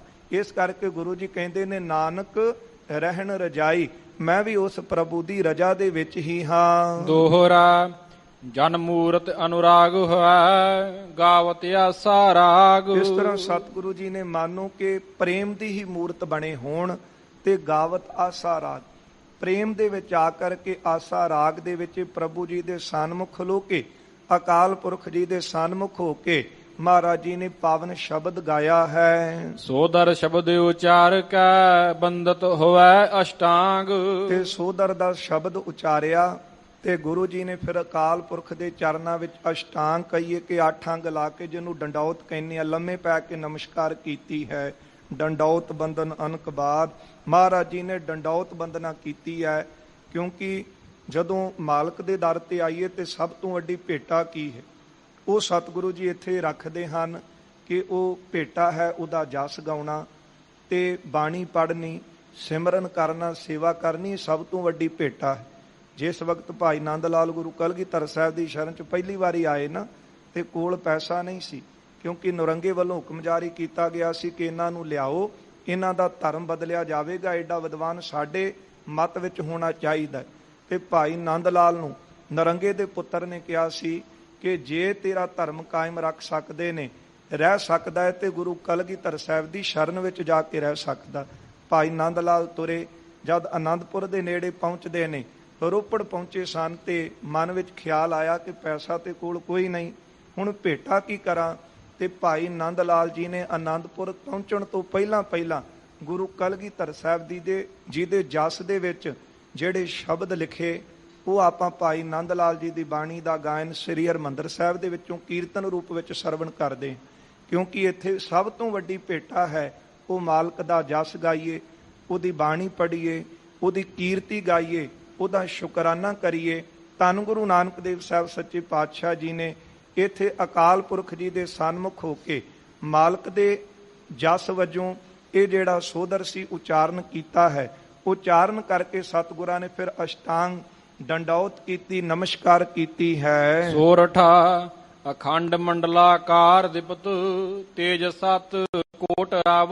ਕਹਿੰਦੇ ਹਨ ਕਿ ਇੱਕ ਰਸ ਜਿਹੜਾ ਮੰਡਲਾਕਾਰ ਦਿਪਤ ਪ੍ਰਕਾਸ਼ ਰਿਹਾ ਹੈ, ਇੰਨਾ ਤੇਜ ਮਾਨੋ ਕਿ ਕਰੋੜ ਜਿਹੜੇ ਸੂਰਜ ਹਨ ਉਹਨਾਂ ਦਾ ਪ੍ਰਕਾਸ਼ ਵੀ ਅਕਾਲ ਪੁਰਖ ਦੀ ਪ੍ਰਭਾ ਦੇ ਅੱਗੇ ਮੱਧਮ ਪੈ ਜਾਂਦਾ ਹੋਵੇ, ਇੰਨਾ ਉਹਨਾਂ ਦਾ ਤੇਜ ਪ੍ਰਕਾਸ਼ ਹੈ।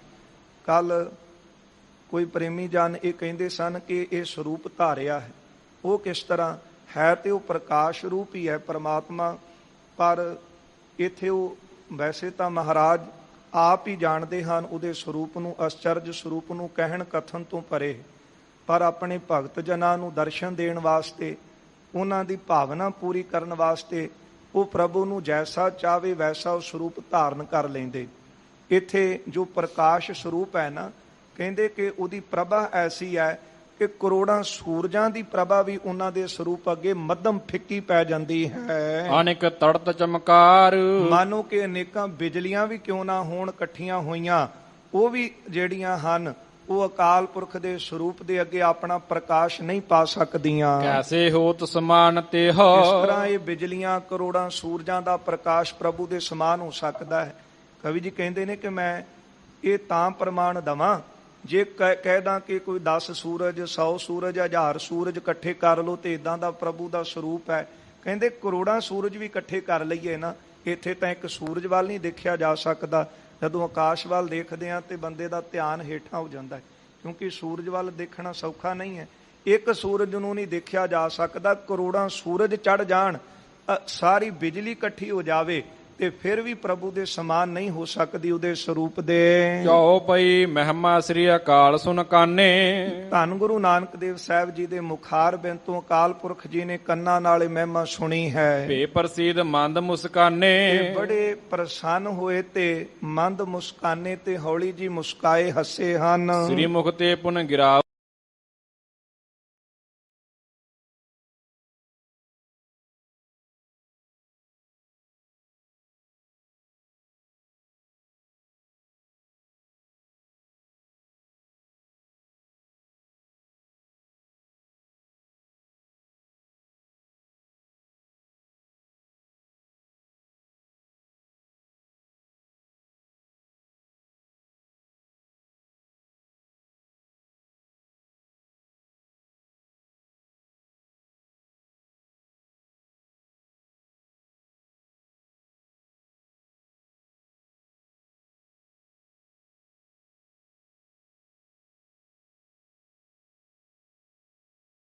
ਜਾਵੇ ਤੇ ਬੰਦੇ ਦਾ ਜੀਣਾ ਮੁਸ਼ਕਲ ਹੋ ਜਾਂਦਾ ਹੈ।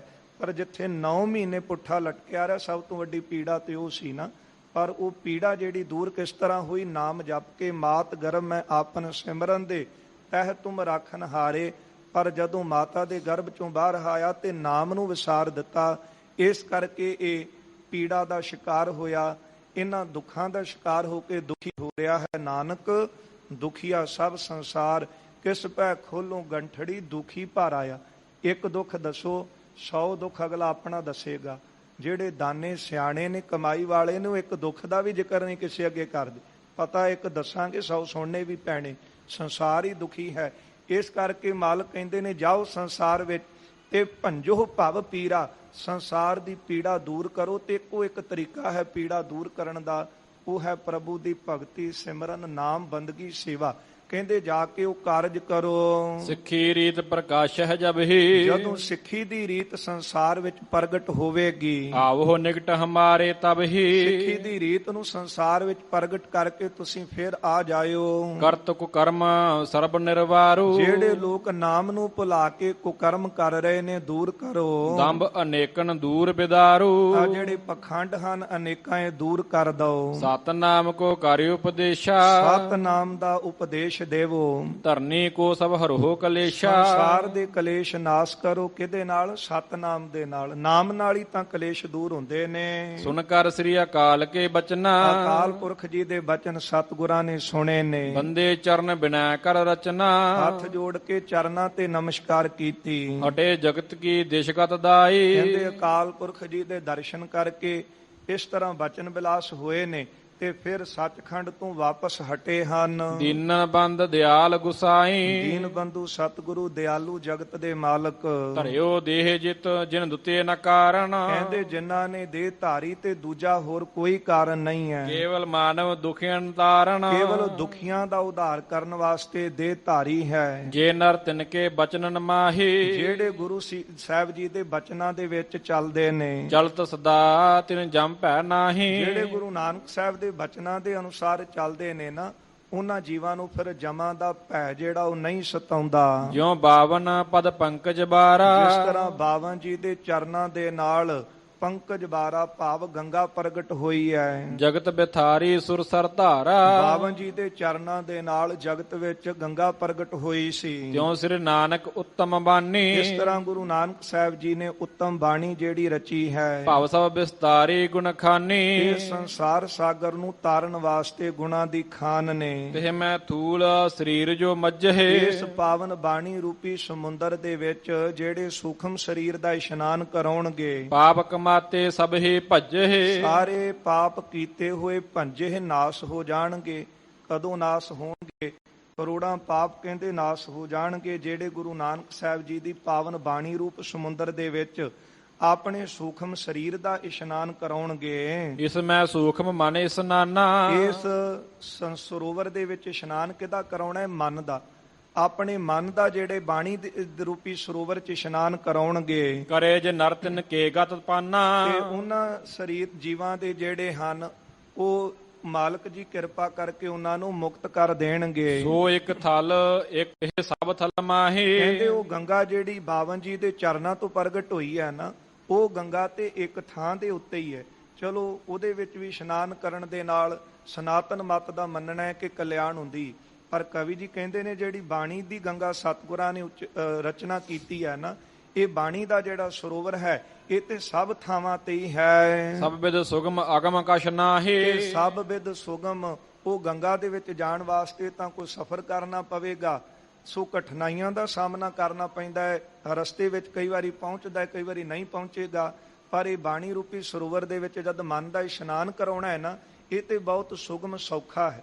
ਜਿੱਥੇ ਮਰਜੀ ਬੈਠ ਕੇ ਬਾਣੀ ਨੂੰ ਪੜ੍ਹਿਆ ਜਾਵੇ ਤੇ ਮਨ ਦਾ ਇਸ਼ਨਾਨ ਜਿਹੜਾ ਬਾਣੀ ਰੂਪ ਸਰੋਵਰ ਚ ਕਰਾਇਆ ਜਾਵੇ ਤੇ ਸੌਖਾ ਹੈ। ਪੜਤ ਸੁਨਤ ਗਤ ਦੇਤ ਸੁਖਾਰੇ, ਬਾਣੀ ਪੜ੍ਹਦੇ ਹਨ ਜਿਹੜੇ ਸੁਣਦੇ ਹਨ ਉਹਨਾਂ ਦੀ ਸੁਖਾਲੀ ਮੁਕਤੀ ਹੁੰਦੀ ਹੈ। ਜੇ ਨਾ ਕਮਾਵ ਹੈ ਜਗ ਭਵ ਹਾਰੇ, ਜਿਹੜੇ ਨਹੀਂ ਕਮਾਉਣਗੇ ਨਾ ਬਚਨਾਂ ਨੂੰ, ਜਿਹੜੇ ਬਾਣੀ ਨਹੀਂ ਪੜਨਗੇ, ਜਿਹੜੇ ਮੇਰੇ ਵਰਗੇ ਨਹੀਂ ਨਿਤਨੇਮ ਕਰਦੇ, ਕਵੀ ਜੀ ਕਹਿੰਦੇ ਨੇ ਭਵ ਹਾਰੇ, ਉਹ ਸੰਸਾਰ ਦੇ ਵਿੱਚ ਇਹ ਮਨੁੱਖਾ ਦੀ ਜਨਮ ਦੀ ਬਾਜੀ ਨੂੰ ਹਾਰ ਜਾਂਦੇ ਨੇ। ਦੋਹਰਾ ਸਤ ਸੰਗਤ ਸ਼ੁਭ ਘਾਟ ਤੇ, ਇਹ ਸਤ ਸੰਗਤ ਰੂਪੀ ਸ਼ੁਭ ਘਾਟ ਤੇ ਨਿਤ ਕਰੋ ਇਸ਼ਨਾਨ, ਨਿਤ ਜਿਹੜੇ ਹਨ ਆਪਣੇ ਮਨ ਦਾ ਸਿੱਖੋ ਇਸ਼ਨਾਨ ਕਰਾਵੋ। ਕਵ ਸੰਤੋਖ ਸਿੰਘ ਬੰਦ ਦੁਆ, ਕਵੀ ਸੰਤੋਖ ਸਿੰਘ ਜੀ ਕਹਿੰਦੇ ਨੇ ਮੈਂ ਦੋਵੇਂ ਹੱਥ ਜੋੜ ਕੇ ਨਮਸਕਾਰ ਕਰਦਾ ਹਾਂ। ਨਮੋ ਨਮੋ ਗੁਣ ਖਾਨ, ਨਮਸਕਾਰ ਹੈ, ਨਮਸਕਾਰ ਹੈ।